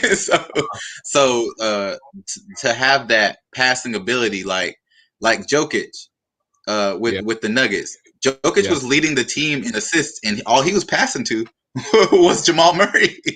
So if Clint could just look, you know what I'm saying, and just pass the ball with accuracy. If you told me that he went and trained with like he said, Pau Gasol, Marc Gasol for a summer, he's coming back a dangerous man. Like, he's coming back with tools in his tool belt that he could pull out in any kind of game. That's an absolute fact. You guys touched on that great. Talking about, going to train with guys who have transitioned. I mean, a really good example to me was Gasol too, both the Gasol brothers, and also look at Brook Lopez in Milwaukee. Dude, when he first came in the league, he didn't have that 3-point shot. Now his 3-point shot is dumb wet. I mean, he loves to live out there at the 3-point line in Milwaukee. He didn't have that in his bag when he first came in the league. Granted, it was a different league, but he adapted with the league. That's what Clint is going to have to do. He's going to have to adapt to the way the league is now. He's going to have to put that jumper in his arsenal. So maybe train with the Gasol brothers. Maybe train with a Brook Lopez. Get that 3-point shot nasty. It's doable. We've seen it. So, I mean, Clint definitely has to add another aspect to his game. He has to fit the mold of this team, because Clint is obviously not good enough to build around him with the skills he already has. We brought him in because we felt like he could find a way to fit the mold of this team. So that's what he really has to do. He has to fit the mold of what we already got going on. And if he does that, we'll make it work, and he will be a valuable piece for us, not only defense, but on offense as well. All right. They taught Devin how to shoot. That's why he wanted to come back to Atlanta. We gave Devin that stroke. Yeah. If we can get him like Serge Ibaka completely stopped playing defense. I have never seen someone completely stop playing a position before start shooting. Hey Rick, before he was hitting them threes, we call him blocker. They don't even call him blocker no more. Yes, you can't call him that no more. All right, Anthony Joe says, will the Hawks still go after Danilo Gallinari in free agency? Our thoughts on that? We touched on it a little bit earlier. Yeah, Danilo Gallinari is still, I feel like, a good fit for this team. He brings some size. Obviously, he brings scoring from another position, being a nice small forward that can stretch the floor. So, yeah, Gallinari would be a good fit for this team. Like I said, if we want to try and go with a bigger size lineup, we could do that. A bigger size lineup, they can still stretch the floor and make something shake. We could do that. Or if we want to go small and put John maybe at the 5, Danilo at the 4, cause some mismatches there. We could do something with Danilo Gallinari. He could cause some good mismatches for us. So yeah, I would like that signing in free agency at the right price though, because Danilo is a little past his prime. He can still ball, he can still get you a bucket, but he's not that man that he used to be when he was getting that big money back in the day. So everything, obviously with the right price, I think would be a good fit. Superman Strong coach said, please keep in mind that the Hawks need to build their bench. Facts. No matter how you look at this pick, it helps solidify the bench. That's a fact. And I mean, all good, contenders are deep. They're pretty deep. The Lakers, they won the chip. They had a pretty good bench. They helped fill out that bench. Even though J.R. Smith and Dion Waiters didn't get a lot of play time, they still got that ring time. They were still there. So yeah, look at the Clippers. They had a deep bench. Yes, we know they didn't have the ending that they wanted to, but they had a deep bench. Look at Miami. Miami had a very, very spread out team, and they had guys at all times who could score, play defense. So you got to have a deep team to be able to make a run. So that's something we need now. But just to kind of, we passed the 2-hour mark. We're going 2 hours strong in this thing on this live. Thank y'all for joining in as we reset a little bit. Make sure y'all sub up Symone Stanley. Make sure y'all sub up XaThaPlug TV, and make sure y'all sub up Go Talk on YouTube. Is Go Talk Show. Are the periods in there too, Rick? I got to get it right. No, it's not in there. Okay, so just Go Talk Show on YouTube. Because I tried to look it up and I couldn't find it. Should I look up Rick Allen? Because I was having that same issue too. Like people was only finding me under Symone Stanley. Anyway, I'm gonna find out and I'm gonna get right back to you. Anyway, make sure y'all sub up everybody in the live. Appreciate y'all joining us. Cam RTR, appreciate you hopping in the comments. Make sure y'all. I know. Make sure y'all. Hey, we got new circulation coming through though. Let's say, is that Naruto? We got the second shift. Cam RTR says, great pick by the Hawks. Onyeka reminds me so much of Bam. Yeah, I would love to get, if he could end up being a guy like Bam Adebayo. I mean, Bam, he was what? This is Bam's second or third season. He was an all-star. I think it was just his second, right? Yeah, this is second. Yeah, his second season, already an all-star. So we love to see stuff like that. So if he could be something like a Bam who can stretch the floor, play defense, guard multiple positions, that's what we need out of our big man here in Atlanta. So yeah, I would love to see him come a Bam Adebayo type of player. That would be a great pickup for us. Great draft. So we'll see what happens. But guys, to kind of just recap, we drafted Onyeka now. So just say with the scenario that we keep Onyeka, where do you guys see us now, and what else do you think we need as far as I think we all kind of in the agreement that we're pretty close to a playoff team. We're a playoff team. We should be in the playoffs this season. But to really get over that hump, what do you guys think we should do? What do you guys think should be the long game for us, like the end game for us to get to our ultimate goal? I feel like we are missing two solidified vets, just two. One for the starting lineup and maybe one for the bench. And then we'll be good to go. We can stick with that. We need to start putting in long-term deals because still having us in limbo, not knowing who our starting five is, that's kind of frustrating.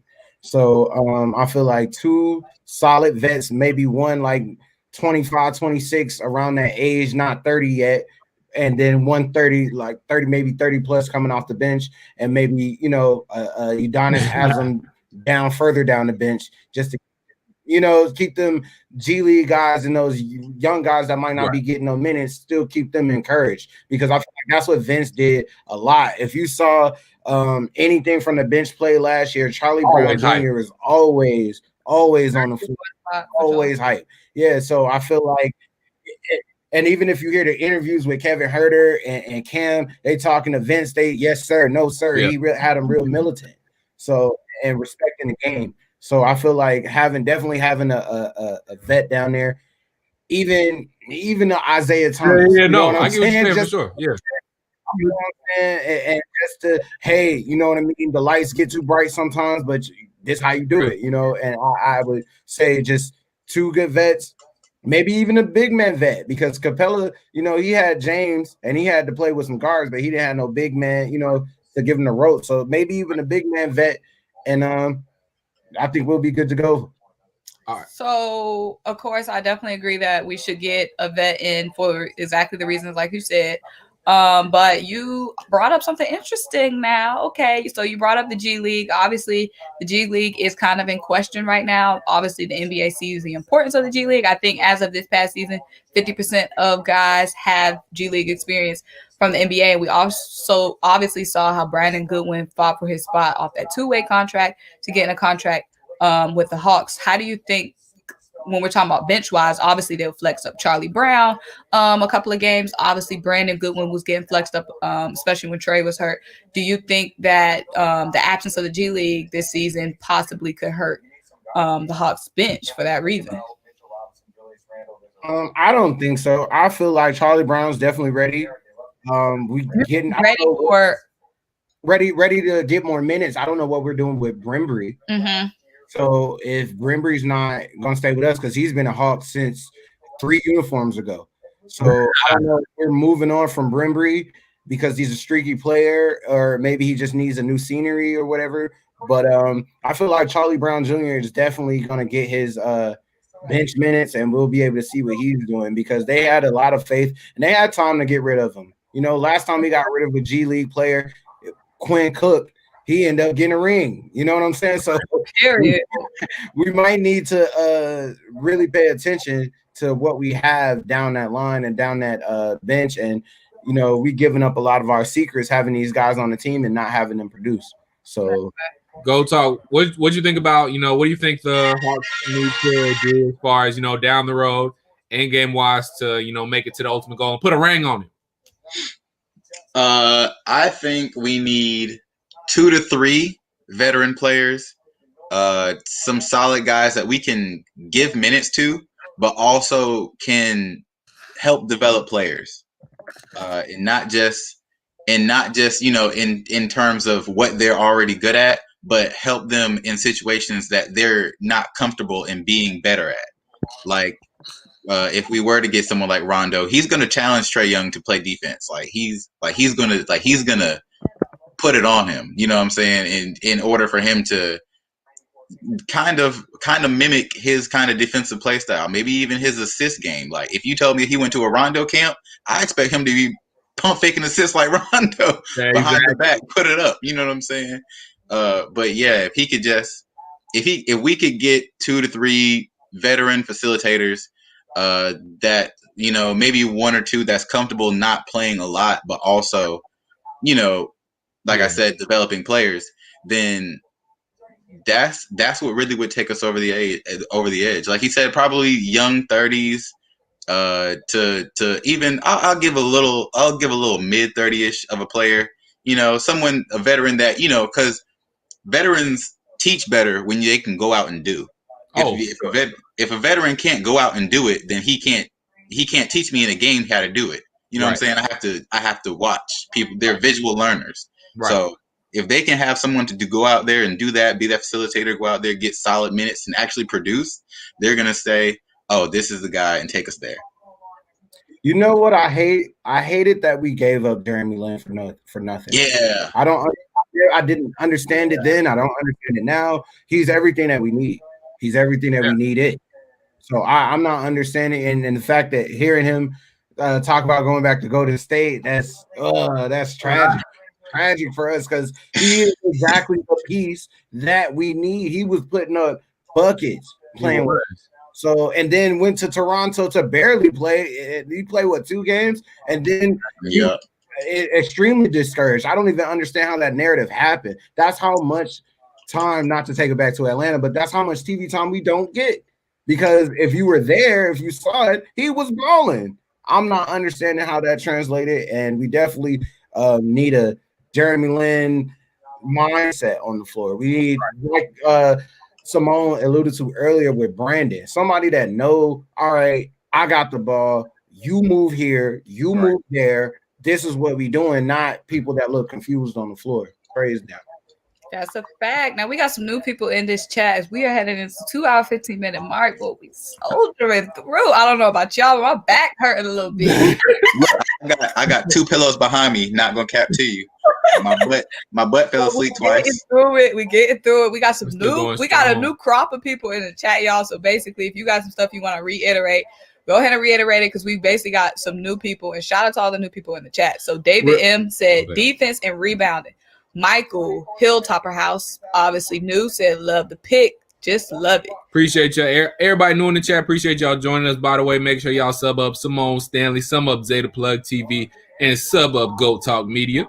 Go Talk Show. Go Talk Show. David M said Rondo is very risky. Be careful with that guy. Bonk Zezer said leave Gordon Hayward alone. By the way, we ahead of you, Bonk, light years. Right.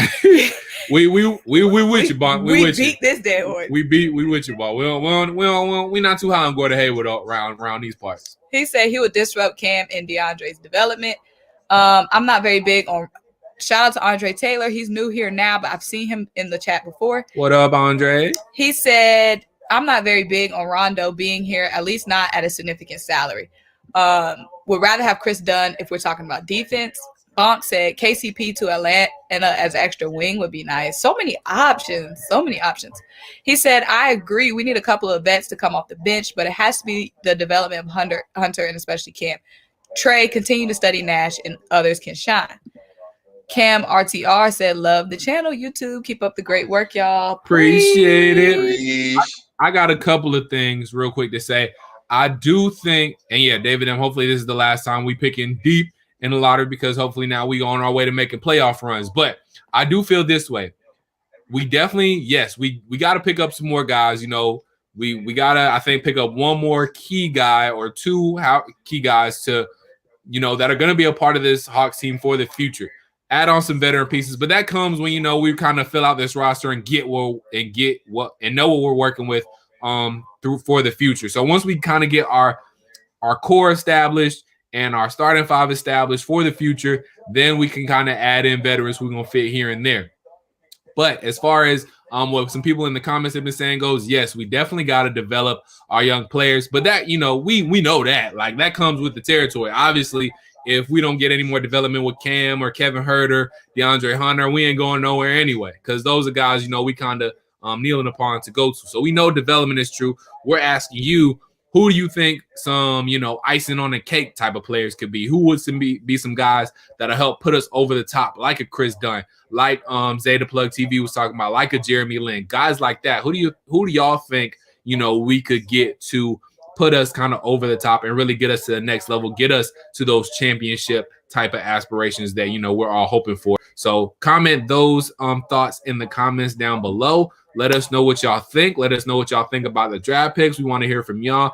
Any questions y'all have, please drop them down below. Appreciate the comment and love. Andre Taylor says, yo, love the channel, y'all. Good stuff and good talk. Appreciate you, man. We are here for y'all. We definitely gonna do this again. Period. We ain't sleeping tonight. I don't know about all that. Yeah, I got work in the morning. I don't know. Y'all keep subbing. We gonna keep talking. Period. Exactly. Y'all keep subbing. Keep subbing me up. Exactly. And we gonna keep talking. Bonk said, "Do you think we are? Oh, do y'all guys think Atlanta would give John Collins the max? They're kind of split down the middle. Bonk. Depends on this year. How this year goes. Depends on this year. We really want to see the dog come out. They said of John." And they're thinking maybe John was holding back a little bit because they knew they wasn't going to make a real run last season. You know, they possibly. I'm not about picking in no man's land for a while. Yeah, David M. I get what you're saying, but unfortunately, that might be a growing thing we might have to get through. And then at that point, you got to think about this too, David.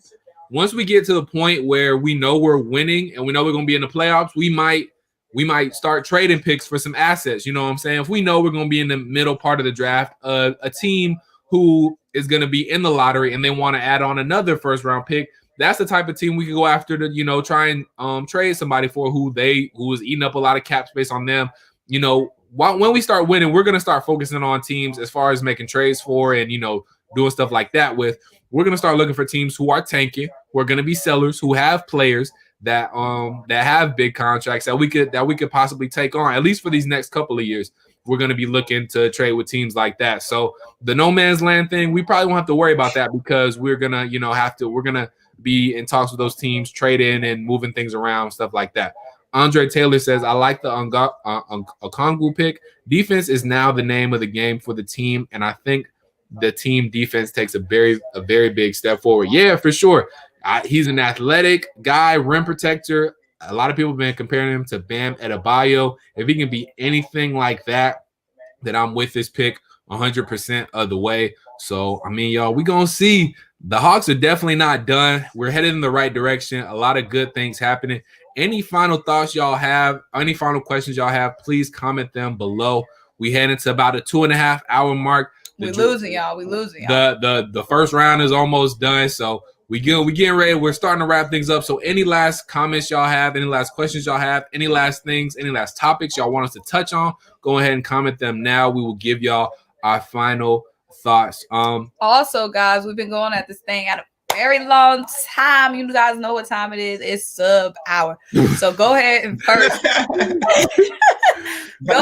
first drop a like on this live. Go ahead, hit the like button on this live. It takes 2 seconds. We've been on here for 2.5 hours. It takes 2 seconds to hit that like. So hit that like. Also, jump off the live for a minute. Take a little break. Y'all know y'all tired of hearing our voices. Exactly. Drink some juice. Jump off the live and go sub us up. Symone with the Sports. Type that in. Takes 2 seconds. Then hit XaythaPlug.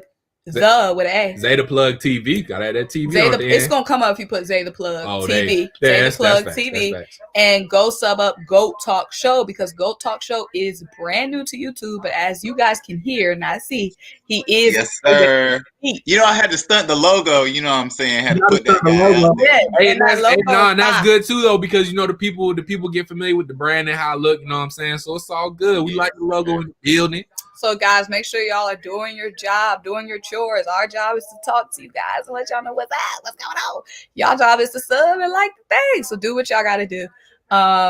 And let us know y'all final thoughts. Not Sydney saying drink some juice. Let us know y'all final thoughts. My last question would be, who is the max player we go after next year that will reasonably, not dreamingly, not Bradley Beal, y'all. We go after that will reasonably come here to Atlanta. To be honest, I gotta look at the whole. I know Giannis is a free agent next year, but y'all help me on this. I don't even know. I haven't even looked at the 2021 free agent class, so I'm not even sure who's all free agents. So what are some other big names besides Giannis that's on? Danny Green. Boy, stop it. Look, Please he said reasonably. I'm just playing. Please stop it. With that, I'm gonna go to Google because you just gave me something crazy. All right, hold on. I beat you. XaythaPlug got us. The plug got us. The plug got us. We got Chris Paul, LeBron, Kawhi, Blake, Paul George, Gordon Hayward. If he don't, he's about to do this on Mike Conley, Kyle Lowry, which I wouldn't mind picking up Kyle Lowry. Kyle Lowry got that dog. He said, y'all said I need a Kahoo? Right. I'm sorry. A little break in the meeting here. Wow. They said that Klay Thompson may have tore his Achilles. Dang. Y'all, that sucks. Not only did that suck for Klay, that sucks for the Warriors, dog. I mean, they still gonna be good, but we know that we know they need Klay to really do what they want to do, which is win a championship, and they need Klay for that. If Klay tore his Achilles, that's two back-to-back devastating on two different legs too. That's that's tough. And I hate that for Klay because, you know, Steph, Klay, all them guys is nice guys. Like, you know, I got respect for Golden State, what they did down there. So that sucks for Klay. So appreciate you dropping that news. Go talk. So, man, that's trash. His MRI is scheduled Thursday to confirm. Dang, but you know, when they fear it, he said the same thing. They said the same thing about Kevin Durant when he did his little comeback dance. Right. Y'all got me dead in the private chat. They got it. Hey, y'all got us dead in the private chat. we gonna tell it's nothing bad. It's nothing about the commenters or nothing. Appreciate y'all being with us. It's just hey, Hey, y'all funny, man. Anyways, so get back to the 2021 free agents. Anyways, what do y'all think? And then other people in the comments below, who do y'all think we should go after? Y'all heard the names. XaThaPlug, appreciate you giving us those names. Y'all heard the 2021 free agents. We got guys like Paul George, Kyle Lowry, Mike Conley. We got LeBron, Kawhi. We got guys like that. We got Rudy Gobert. We got Steven Adams, Giannis, of course. Yep. Nicholas Batum, Tim Hardaway Jr., Evan Fournier, Bobby Portis, Danny Green, Kelly Oubre, which I definitely wanted Kelly Oubre on the squad. I know I was just talking about so many wings, but Kelly Oubre got that dog. Yeah. Dante Exum. I don't know what's really going on with Dante Exum. He kind of, he's floating. Came onto the scene kind of fast. You know, he made a big splash for himself at the beginning, but now he's kind of floated off ever since Donovan Mitchell came in Utah. Because he's still with Utah, right? Yeah, so he's kind of just, I mean, he's been a nice, kind of good glue guy, but he hasn't shown too much ever since he first came in the league. But guys, drop in the comments, y'all hearing the names. Who would y'all want to see in Atlanta Hawks uniform? Don't say LeBron. In 2021. Don't say LeBron. Sid said, where the video at Goat Talk? So Sid, Goat Talk just dropped his new logo, new brand, new channel, new money, new year about to be. Okay, period. He got to get that brand down. So got to get that branding is right. Working on his branding right now, Sid. So he is letting us see that. I got one video on there. It's a highlight I made. I just released it. You know what I'm saying? It was in the archive, so I put it out. Okay, new release, fresh release. Guys, I know there's a lot of Georgia boys in the chat. Goat Talk does bring that local Georgia content. High school recruits, college recruits. He got definitely college football. I'm in there. If it's men drafting, all that. I'm about all that. So y'all make sure y'all network XaThaPlug. If you don't know, Go Talk. XaThaPlug is a videographer, media guy. So he got all that. That's what he do. He audio tech for the Hawks. So he's plugged in when it comes to the media. And I know you're in videography too. Go Talk. So make sure y'all network on here. You know what I'm saying? We all trying to get this bread in the city of the peaches. Yeah, I'm about to follow, subscribe, like. Appreciate y'all. Yeah, we know we do it for the people. We gotta get the people what they want. If we keep him, it's like all eyes on me. Let's get it. Hashtag true to Atlanta. Hashtag true to Atlanta. Max player coming to ATL. We need to be getting ready to offer Trae that $200 million. That's why development is important. He said so true. That way we can't give Collins anywhere near the max. I'm so weak. Box said Gucci Man versus Jeezy. Hey, I'm from Zone 6, so I'm definitely going with during the time, I ain't even gonna cap. During the time, I was definitely a Jeezy fan. But seeing that how it played out, I'm a Gucci fan. So. I love Gucci, but I just think but Gucci got like Gucci is like Gucci got platinums while he was in jail. And we got the number 24 Gucci. Like it's gonna be great for the Gucci. You never know what you're gonna get. I'm sorry. I love Gucci. Drop something with 20 songs. Only 2 of them I'm rocking with. We're gonna see. Watch. Just watch. We're gonna see. It's gonna be a tight competition. Let's see what else they're saying. I actually would love to see Tim Hardaway back here. Not on the max, but he's a high level too. Yeah, Tim Hardaway, he's turned out, man. He's been great. And all the teams he went, he balled out for us for a while. So Tim Hardaway, the way he's matured and really came into his own NBA, I would love to see. I would be okay with seeing Tim Hardaway Jr. back here for again. All this for at the right price. See, Mitch, appreciate you hopping in the live. Talking about this year, he says he wants to see Jeremy Grant or Davis Bertans for free agency this year. So that would be good. We got some breaking news. Utah Jazz have agreed to trade center Tony Bradley in the 30th pick to the Detroit Pistons for future consideration. So there you go. That's via Woj. So hopping back on the Hawks train. Legend. He said it's going to be a great one. I got to go with Gucci Zone 6 legend. Now, I will say, y'all, I did see Gucci Man.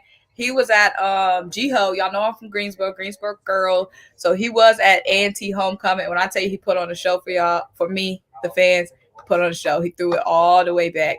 We appreciate that about Gucci. Gucci. It's going to be a tough one, y'all.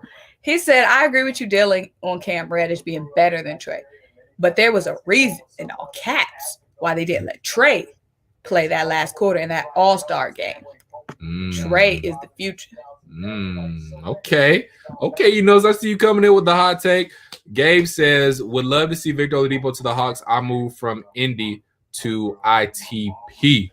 I mean, like we said, Zay touched on it earlier. Victor seemed like he's dealing with some branding things. So, I mean, Victor, I think, could be a good addition, but, you know, he's going through his spat of injuries too. And the one thing I did like seeing from Victor this year was at first he didn't seem too sure, and he seemed like he didn't want to come back to the bubble, but he came back to the bubble, supported his team. So that shows him not only does he care about winning, he cares about his teammates, but he also just loves the game of basketball. He wanted to come back and play the game of basketball, be with his teammates. So I like seeing that out of Victor. So I wouldn't necessarily mind seeing Victor. We would have to get him via trade. That would have to be at the right price as well. I don't want to necessarily give up too much for Victor Oladipo, but it's going to be interesting to see. We definitely got to save up for next year, 2021. But as far as this year goes, love to see again, like a guy like Bertans, a guy like Joe Harris, you know, give us a little extra added offense. If we keep Onyeka Onkongwu, that's some defense there. So yeah, guys, I mean, it's a lot of options. That's really the beauty of it all. It boils down to that. There's a lot of options, a lot of different ways we can go to get to our goal. The Hawks have a lot of assets, a lot of options. Terry and Michael Hilltopper House says Terry and Mannion still available. Buy a pick, Los Angeles Lakers. I don't know exactly what that means. I think he's trying to say we should buy a pick. I was thinking the same thing, but I think we might be good on young guys. We might be good on young guys. We don't want to do too much. Getting all these young guys and trying to develop them. We still remember we drafted Amari Spellman, like we shipped him also real quick, wasting picks. And if we not just give them up, get some money and look for the future, because we still got guys to sign. Right, exactly. And you make a great point, Zay. We still got to sign Trae. We still got to sign John. If we keeping John, we still, you know, we would have eventually down the road. We got to think about signing Cam. We got to think about signing Kevin Huerter. These guys are on their rookie deals forever. These guys if they contribute, they're gonna want some money. And you know, that cap space, we got a lot of it now, but it's gonna come up short real quick once we sign Trae. If we sign John, you know, if we make certain trades, you know, so we ain't gonna have all this cap space forever. We still gotta think kind of strategically to, you know, see where we're gonna put our money. That's why we're dealing with getting a lot of expiring contracts right now. They're not going to be on the books for long. That way, when it comes time to sign Trae, when it comes time to sign John Collins, you know, if we sign John Collins, then, you know, we got to be able to put money in some people's pockets, our young guys. So we can't get too many young guys and develop them just for them to be good on another team. We don't want to do that. So we got to keep that in mind too. So great points there. But as far as right now goes, guys, we're on the right path. Making the playoffs, getting these young guys some playoff experience, because that to me is the biggest thing this year. Get them in some important games. This team hasn't been in a lot of important games thus far. We got to get them in some important games. See who really thrives under the fire in a playoff series. See who's really bout it when it comes to talking championships. We got to start getting these guys some experience. See who's bout it. See who's not bout it, and see who's going to be with us for the future, and see who's not going to be there for the future. So. Again, for real, y'all, last final comments, go ahead and put them in. 2.5 hours strong, we going through, but we here for a good time. Sorry to go off topic a bit. This is a good one to close it out on. Yeah, this is. I'm just wondering who's going to go see the Hawks on opening day. I know I am, if it's possible. If it's possible, yeah, I will definitely want to go, because I know they're going to bring out the house for the opening day. Exactly. They're going to do what they always do, bring Ludacris. Bring Jermaine Dupri. Savage too, Rick. We might see Quavo 21 Savage too. You know, London Savage. We might see him. You know what I'm saying? Running. Yeah, we might see him. Last year too. So Monica gonna be on the sidelines. Gucci. Wow. But yes, I would definitely go see the Hawks. Cam reminds me of a Phoenix version of Joe Johnson before he broke his face. All right, guys. Every time I hear Joe Johnson, I just think of all the years we wrapped our money up. Just suffer. And think about this, right? Think about how Josh Smith in today's game, how dominant Josh would be. Like my left. That's crazy. We used to be like, don't shoot. Right. Oh, you know, they literally started booing him that one playoff series. He shot a 3 and literally booed him. It was so funny. But Zay, do you think he really would be dominant though? Because I think he is the stretch four that people want now. Back then, why is a big man shooting? Yeah. Now, so I feel like he had to kick the door down because he was a lefty that could shoot and a dunker. Lefties are hard as it is. And he was ratchet. He was really from Atlanta, so they don't want to give us. That's true. He was streaky though. That's the thing about it. I mean, it was cool once he opened that 3-point shot, but he was real streaky. And I think Josh, he definitely was like a little bit of the future, and he was before his time. But I think also the problem with him is that he could be so dominant inside too. He did have that inside out game that you speak of, but he didn't know when to get himself back in rhythm. Once he fell in love with that 3, he fell in love with that 3, and he forgot how dominant he could be down low. So I think that was the main problem with Josh. It's like it was like he could literally score anytime he wanted to in the paint, but he just fell in love with that 3 too much for me. He killed the Clippers though. People don't want to. He killed the Clippers with that 3. Go back to the comment where it said Joe Johnson saved us. Saved our franchise. Go back to that comment. Y'all trying to have us in here to the weed morning. You You see how they do it live. Y'all not slick in the chat. They try to bring up new stuff when we talk about we leave. Hey, but no, it's okay. Exactly. I'm cool more. Hey, and the viewership been staying strong, so I'm okay, y'all. I'm all right. I'm all right with that. Joe Johnson saved our franchise? Saved it? Like saved it? No way. Like he made us relevant for a few years, but he ain't save it. He made us relevant. No way. Had different. Jamal Crawford saved more of our franchise. Somebody know. That's a fact. That's a fact. Oh, Wait. Bart got me dead, y'all. Oh wait. Where to go? I know y'all, brother. Tyronn Lue Speedy Claxton. That's when I first became a Hawks fan with Tyronn Lue Speedy Claxton. I'm so they dead. try to take us back, man. Like some old heads over spades or something. Hey, but that's when I had that. That's when my y'all remember them old days. That's when I came Hey, out. Tyronn Lue Speedy Claxton. That's when my mama had got me for my birthday, like a Hawks package. So I had like 14 games to go to during the season, and Tyronn Lue Speedy Claxton was on the team. Oh man, that was crazy. That's funny though. Do you remember the years before Joe Johnson? No. Do you remember the years with Joe Johnson? Nope. I remember the years with Joe Johnson. I remember them years. Joe Johnson, Josh Smith, Al Horford before he was overpaid. Rick showing his youth. What? You know how you say they're showing their age, you're showing your youth. Am I showing my youth? Okay, here's something we can do right now. Hold on. We're going to get to that, but did y'all see? I didn't even see this. Did you get the notification about that? I didn't get any notification. What are you talking about? Did anybody get a notification about this? Fred VanVleet going to Chicago? That would have been breaking news. Yeah, that would have been breaking. That would have. Michael Hill House. Do you have a screenshot or something? Who are your sources? I don't see that. I'm following Woj, and I don't see nothing. Yeah, I got Woj on my notifications on. Where are your sources? Michael Hilltopper? Because that's big news. Yes. Come on, Michael Hilltopper House. Who is your source? Who is the source? Sharif Abdul-Rahim. Oh, that's bad.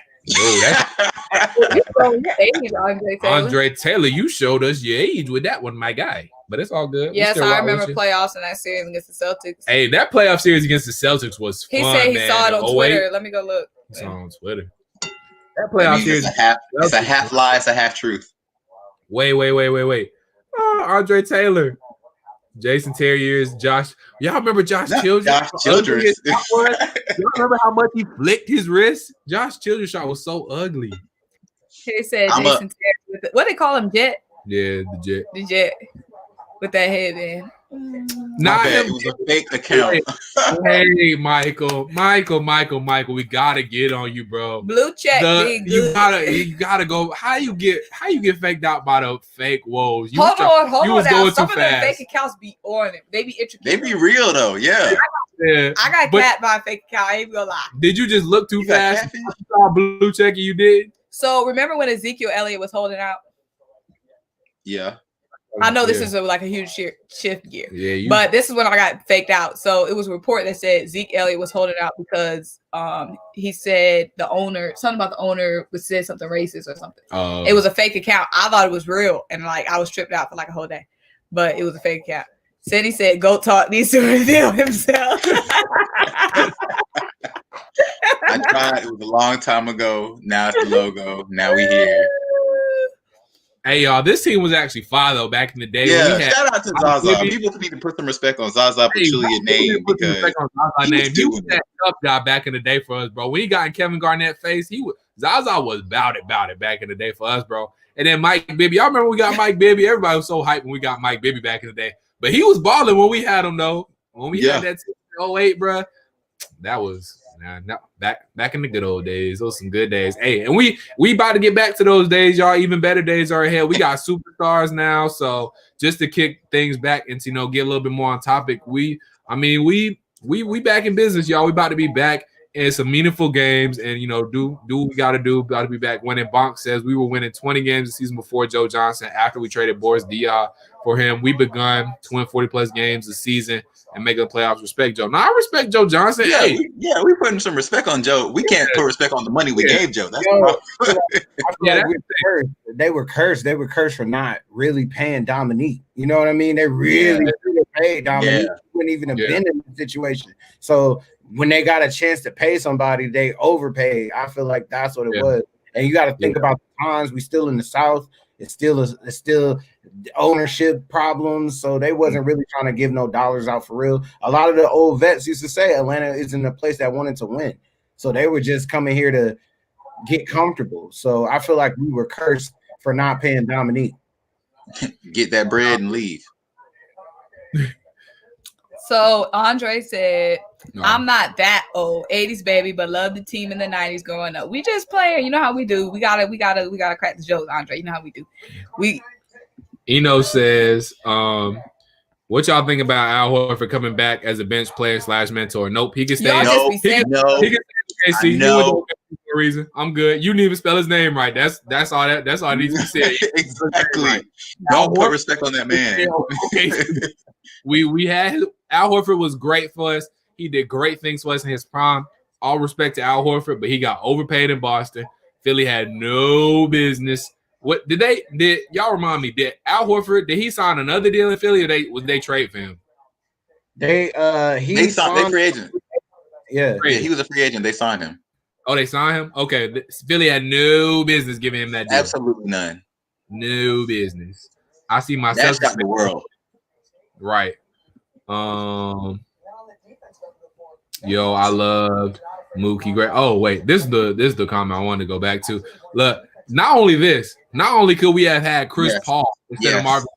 Did y'all see that thing that just came out that Woj had put out about how we almost got Giannis, y'all? And how Milwaukee stole Giannis right up under our feet? That's what crazy, they usually do, man. That's crazy. Because I'm not even gonna cap. I didn't know that story. I wasn't following really the Hawks super heavy back then, so I didn't know we almost could have had Giannis. But y'all, just think if we would have had Giannis, bro, how crazy that would have been. Like how different our franchise would be. That's mad. That's mad crazy. So guys, all y'all who rocking with us on the late night, we started talking about Gucci, we started talking about Jeezy, we started talking about the old days. Make sure y'all sub us up while y'all still here, still commenting. Make sure you're still hitting that like button right below. Takes 1 second. If you're not subscribed to Dylan already, sub up. Also make sure you sub up me, of course, Symone with the Sport. Sport. You can't see me, but I'm doing the same thing they doing. Symone with the Sports. Go ahead, sub up. Don't cap. Do your job. Sub me up. Y'all. We're gonna keep rocking with each other, guys. Okay? I thought she was about to start freestyling. I thought I was about to have to hang up immediately. Make sure you sub up XaythaPlug. Expeditiously. And make sure you sub up Goat Talk Show. He is new. But he coming with that already. Period. You know what I'm saying? Maybe Goat Talk Show will start doing some lives on his page. Maybe XaythaPlug will start doing some lives. He don't like showing his face. He be behind the camera. We pulling him out. We're gonna get that hat off next time too, y'all. Hey, nah, show it's the okay. wave. Show us the fade.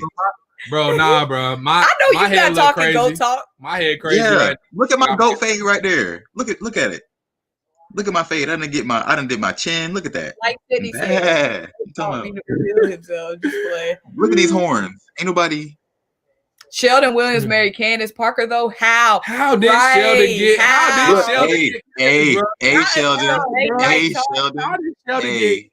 That's how you get a bag. Look just like Sheldon too. Oh, that poor daughter. That's how you get a bag, Sheldon.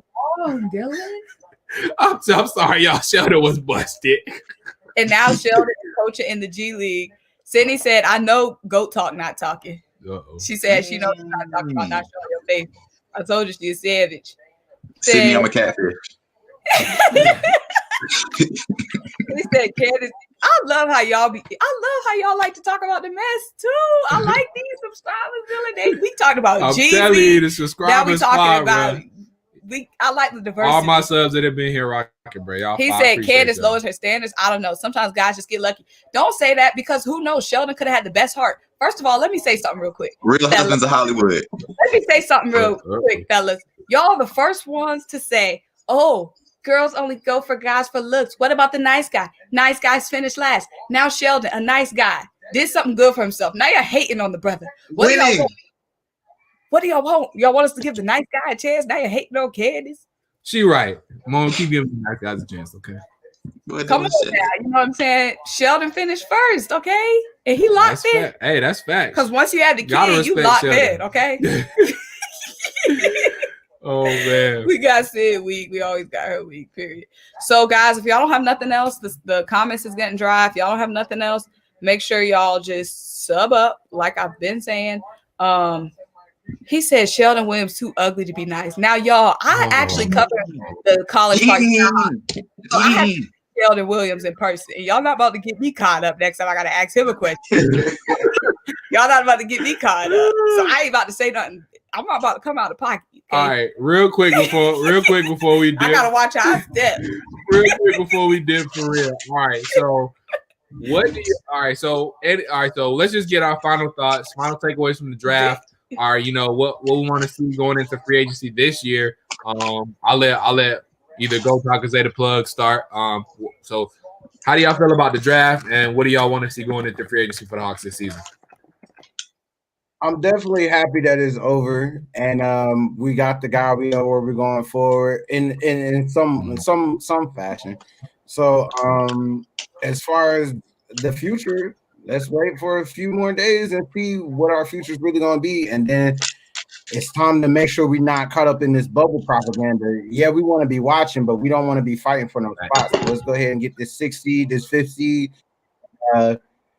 Let's get ready for this parade. I love to hear it. Go Talk. What you got to say? Peachtree. Parade down Peachtree. Woo woo. Definitely parade down Peachtree. Me. But yeah, like we said earlier, we just need a couple veteran guys. You know, some guys that'll take what youth we do have, which is all we do have, and put it, you know, under their belt, take them under their wing. There's not a lot of guys in free agency that are eye candy like others, you know, like next year or the year before was, but it's a whole bunch of facilitators that we could still use on a team that we have just to push us to the extra edge, like a Danilo Gallinari. If we could get him, I think the Hawks will be set for a little bit. That'll put some things in motion, some things in action, and definitely. I'm sorry. He looked like what?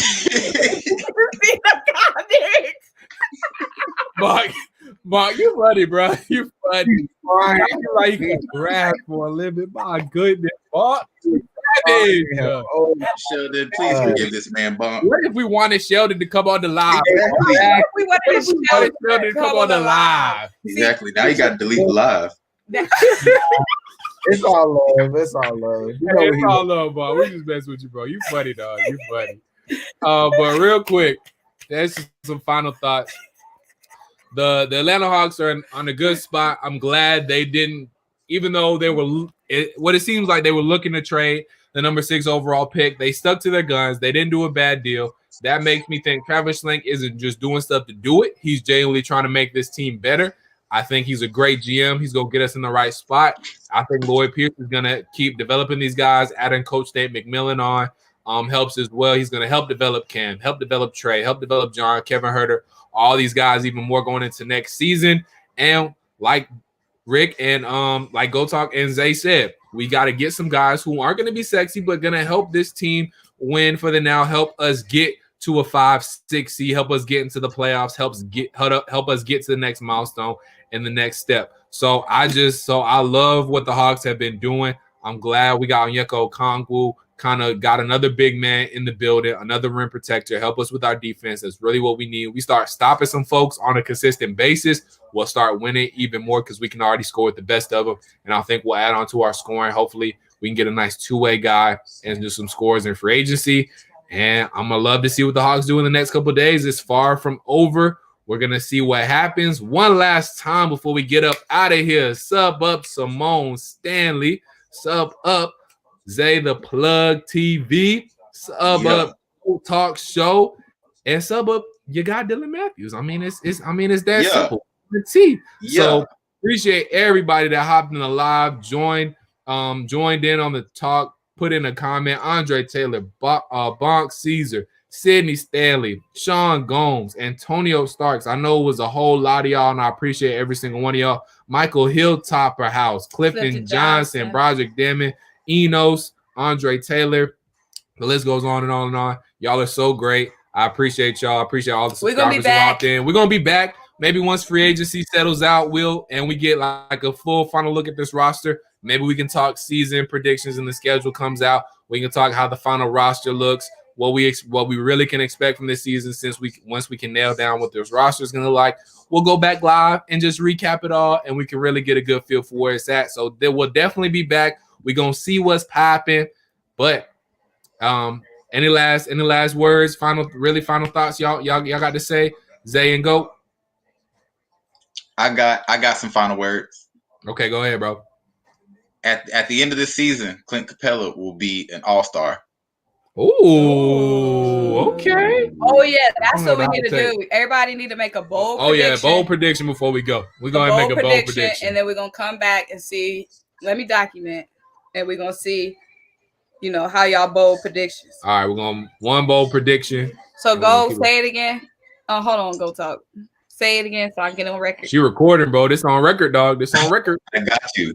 Clint Capella is going to be an all-star caliber person by the end of the season. Or all-star. Come on, define. Center, all-star center. That's a lot. I'll say all-star caliber. You can judge because that's too.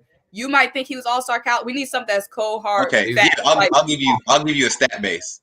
If he can give 12 points, 16 rebounds a game, he's good with me. Okay. My all-star weekend, you're saying? That's all-star weekend worth, I think.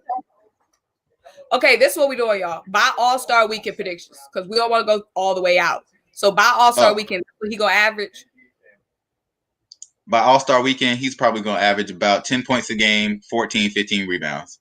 Okay. Zay, what's your bowl? It don't have to have anything to do with Clint, but it's gotta be something measurable. My bold prediction is definitely going to be John's going to get that match.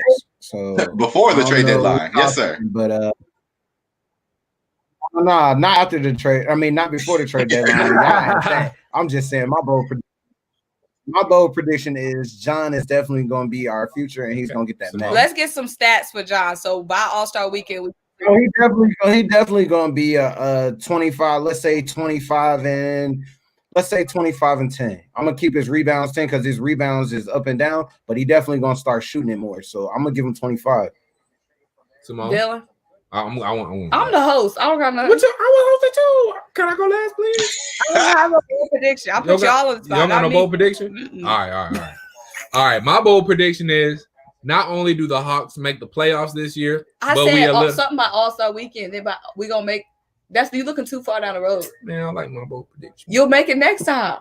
All right. So, then this bold prediction is going to be. Okay. That's a good one, Andre. Go ahead. That's a good one. So, but that's over the whole year. Can I make a whole year prediction? No, at later. This is something we're gonna check back on All-Star Weekend. Yeah, Come on, making it so hard. Yeah, that's lame. All right. Benchmarks. All right. This is my thing. The Atlanta Hawks are gonna have not one, not two, but 3 All-Stars. And I'm gonna tell you who they're gonna be. Trae Young. Sydney says simmer down, Dylan. They're gonna be Trae Young, John Collins, and Clint Capella. Those are gonna be our 3 All-Stars this year. Okay. Yeah. All right, guys. That's the hometown take. We got bold predictions, guys. So hold us to it. Hopefully we get some breaking news, Hawks-wise, either tomorrow or by the end of the week. But we appreciate everybody for rocking. We appreciate the guys. We definitely gonna get you guys back on. We appreciate the knowledge. We appreciate the knowledge. We appreciate the takes. You know, we gotta keep rocking with each other. We gotta stick to it in this content creation world. Rick, aka Go Talk Media, XaythaPlug, man. Y'all was 3 hours strong, bro. Appreciate both of y'all, man, for being such great guests, bringing in y'all takes, man. It means Next time we drop, it means a lot to us, for real. Yeah. Run me my check. Run me my check.